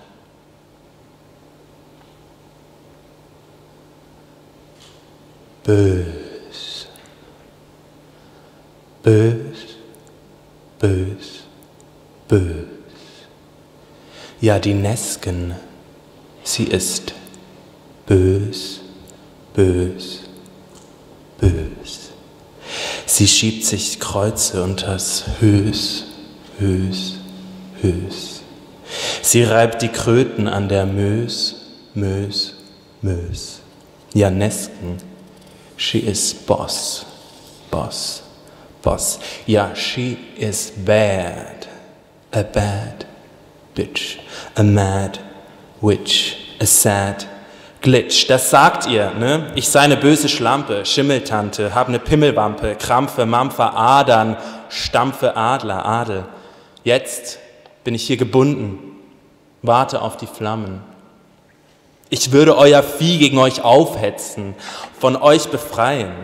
Ja, habt ihr euch gefragt, ob vielleicht die Kühe keinen Bock mehr haben, euch die Kälber und die Sahneschmocken zu schenken?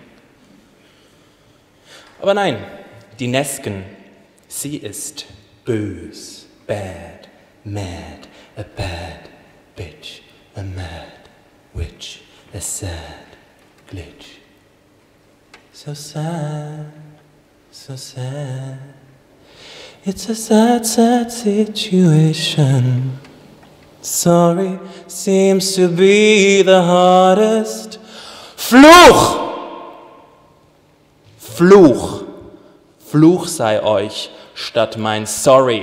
Das könnt ihr euch in den Arsch stecken. Ich sage nicht entschuldigen, nein, denn ich bin Nesken, Son of Sun, Daughter of the Moon, Kind von kinderlosen Monstern. Ich bin Nesken, Grandmother of ugly sexiness. Obwohl es Flügel gäbe, wählt ich Gänsewatschen. Und ich bin gekommen, eure Kindlein abzufackeln, anzustecken und in ihre Seelen reinzukacken, um ihre Träume, die eure Träume sind, aufzuknacken, als die Folterräume eurer Reinheit zu entblößen. Ja, ich bin gekommen, euer Vieh verrückt zu machen, sich aufzulehnen. Ja, ich bin Nesken, reibe mich an Blitzen und furze Donner, wann ich will, und das ist immer. Mir wachsen Kerzen, wo euch Hämorrhoiden wachsen. Ja, in mir glühen Kronleuchter der Schäbigkeit, des Schabens, Leuchtfeuer aus Schaben, aus Schaden. Unter meinen Haaren zieh ich Läuse, körbeweise, und an meinen Läusen zieh ich Schadenzauber, euch durch das Getriebe. Nonsense is my superpower.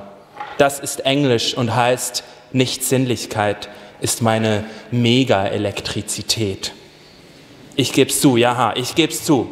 Ich legte unter eure Schwellen dreierlei von Haar. Haar von Pferd, Haar von Kuh und Haar von Frau. Ich hexte euren Tieren Felle, die sich nicht fassen, fangen, unterjochen lassen. Ich spreche hier, obwohl ich tot bin. Aber alles wiederholt sich, merkt es euch. Krefeld 1492, Salem 1692, Glarus 1782, Orlando 2018, Bratislava 2022. Hier stehe ich und bald in Flammen. Der Teufel steckt in den Haaren, sagt ihr. Ja, er steckt im Haarigen, im Tierigen, im Wierigen. Darum rasiere ich mich nicht mehr. Hier stehe ich nun in Haaren. Hier stehe ich grad jetzt und auch in vielen 100 Jahren. Hier stehe ich in dieser Not und auch in vielen anderen Gefahren. Ich sehe die Kühe mir zu Hilfe eilen. Ich sehe die Pferde mir zu Hilfe eilen. Ich sehe die Frauen mir zu Hilfe leihen. Dreierlei Haar habe ich ihnen gegeben, sich zu befreien. Doch keine Schar wird kommen, uns zu befreien. Wir müssen es selbst tun. Und was sagen wir? Was sagen wir einander, wenn es eng wird? Schließt die Augen nicht, Geschwisterling. Schließ die Augen nicht vor dem, was kommen wird, denn es wird nicht kommen. Schon geschehen ist's. Nicht dir, aber mir.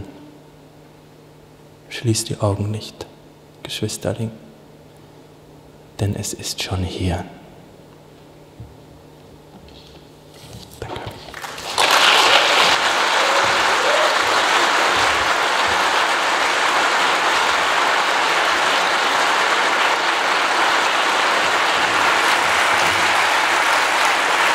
We now come to our final guest, a person that needs no introduction. We feel very honored that she's here tonight.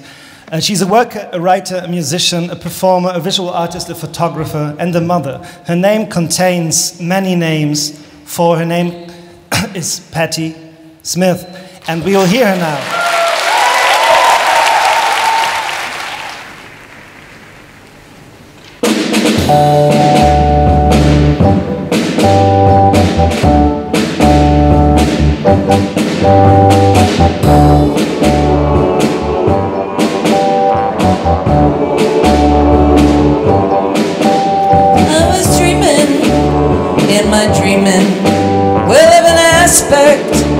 Bright and fair, and my sleeping, it was broken, but my dream, it lingered near, in the farm of shining valleys, where the pure air rarefied, and my senses are newly opened, I awaken into the cry that the people have the power to redeem the work of fools.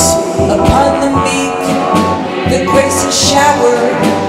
It's decreed the people rule.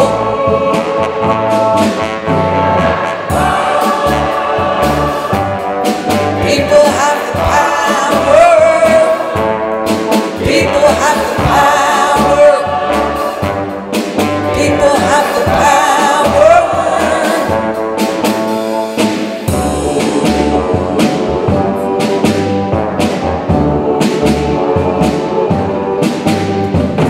Aspects became suspect and bending low as if to hear, and the armies ceased advancing because the people had their ear, and the shepherds and the soldiers, where they lay beneath the stars, exchanging visions, laying arms to waste in the dust, in the form of shining valleys, where the pure air rarefied, and my senses newly opened, and I awakened to the cry.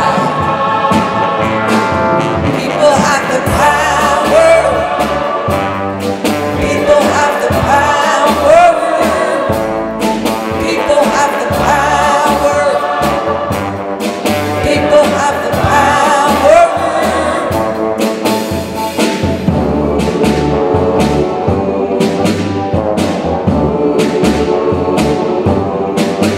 When there were deserts, I saw fountains, and like cream, the waters rise, and we strolled there together, with none to laugh or criticize. Well, and the leopard and the lamb lay together, truly bound. Well, I was hoping, in my hoping, to recall what I had found. I was dreaming, in my dreaming, God knows, a pure view, as I surrender into my sleeping. I commit my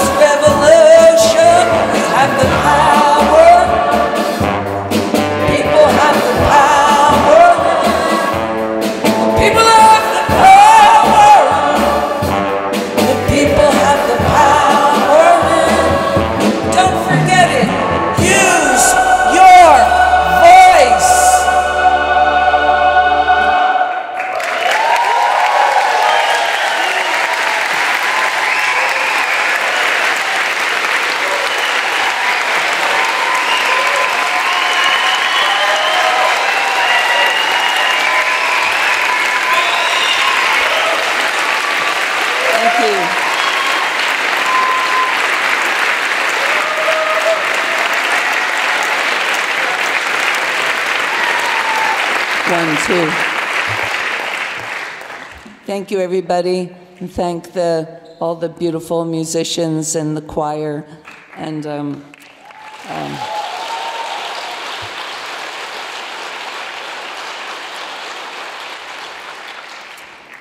this is called the writer's song, and really I wrote it when I didn't feel like writing, and I felt like I was just so tired of it was just taking over my life. And then when I finished writing it, I started writing again. So, the writer's song. I did not wish to work. I did not wish to earn, but to curl with my jar in the sweet sorghum. I laid my mat among the reeds. I could hear the freeman call. Oh, my life, what does it matter? Will the reed cease bending? Will the leper turn? I had a horn. I did not blow. I had a sake and another. I could hear the freeman drunk with sky. What matter my cry? Will the moon swell? Will the flame shy? Banzai, banzai, it is better to write than die. It is better to write than die. I set in the blue crater, set with straw. I could hear the freeman call. The way is hard, the gate is narrow. What matter, I say, with the new mown hay, my pillow? I had a sake and another. I did not care to own or rove. I wrote my name upon the water. Nothing but nothing above. Banzai, banzai, it is better to write than die. 1,000 prayers and souvenirs set away in earthenware. We draw the jars from the shelves, drink a parting from ourselves. So be we king or be we bum, the reed still whistles, the heart still hums.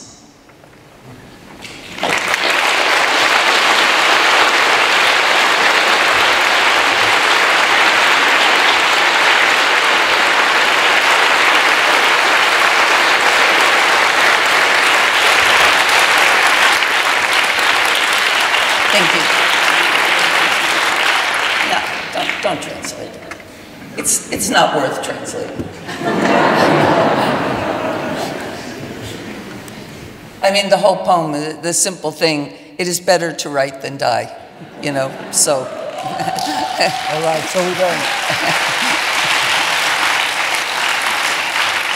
They get it. Patti, let me introduce you to Kim de l'Horizon. Kim is a young poet from Switzerland. Patti and Kim, you both are poets with a working class background. You know what it means to be a sister outsider in a way. At the same time, your poetry speaks in the name of many people who admire you, and you speak on behalf of those, and in the name of those who do not have a voice, like me, because I'm running out of voice after this evening. We have just heard it in your protest song, People Have the Power. You also sang this song during campaigns against the Bush government. What comes to your mind, Patti, when you think about the motto of our festival, to speak in the name of the people? Well, I mean, I don't presume to speak in the name of the people. I am just a person. I really, my husband and I wrote that song for the people which we are among. It's just, you know, if a writer or a musician can give the words or articulate the words for the people, it makes us happy. We're here to serve. You know, as writing songs to me is in service to the people. I don't believe that poetry and all writing is to serve the people. It might be to serve the gods, it might be to serve wisdom, it might be to serve the future. But songs for me are there to serve the people.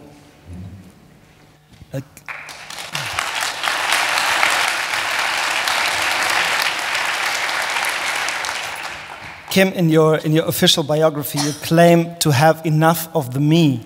Is a choir an alternative for the me? I think so. I think also my microphone is. Oh yeah, now yes. Yeah, I think I was really thinking when Lionel Fogarty was also Fogarty, excuse me, was reading your poetry about the community of the animals.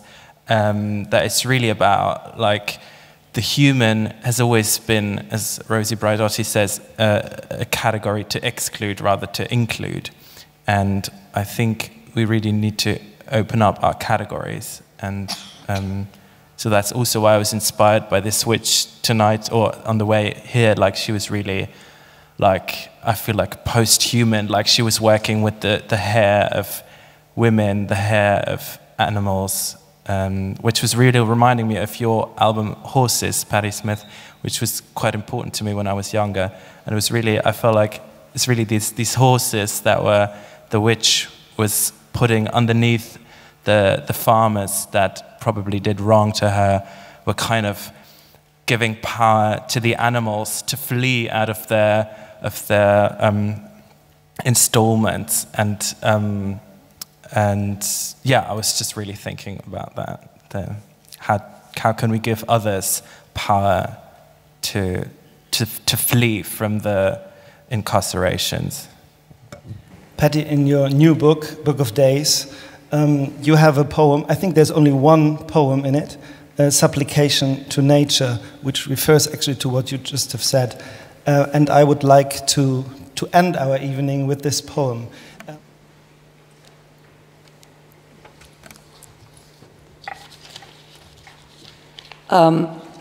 Yes, I wrote this little poem for Mother Nature, thinking of what is happening in our world.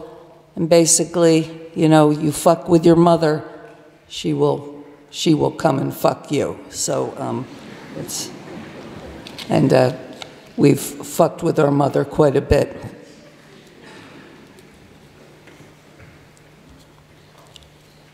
Supplication to nature. If we be blind, if we turn away from nature, garden of the soul, she will turn on us. In place of songbird, the shrill cry of the locust devouring the harvest, the terrible crackling of the blazing rainforest, the peatlands smoldering, the seas rising, cathedrals flooding, the Arctic shelf melting, the Siberian wood burning, the barrier reef bleached as the bones of forgotten saints. If we be blind, failing in our supplication to nature, species will die. The bee and the butterfly driven to extinction, and all of nature, nothing more than an empty husk housing the unholy ghosts of an abandoned hive.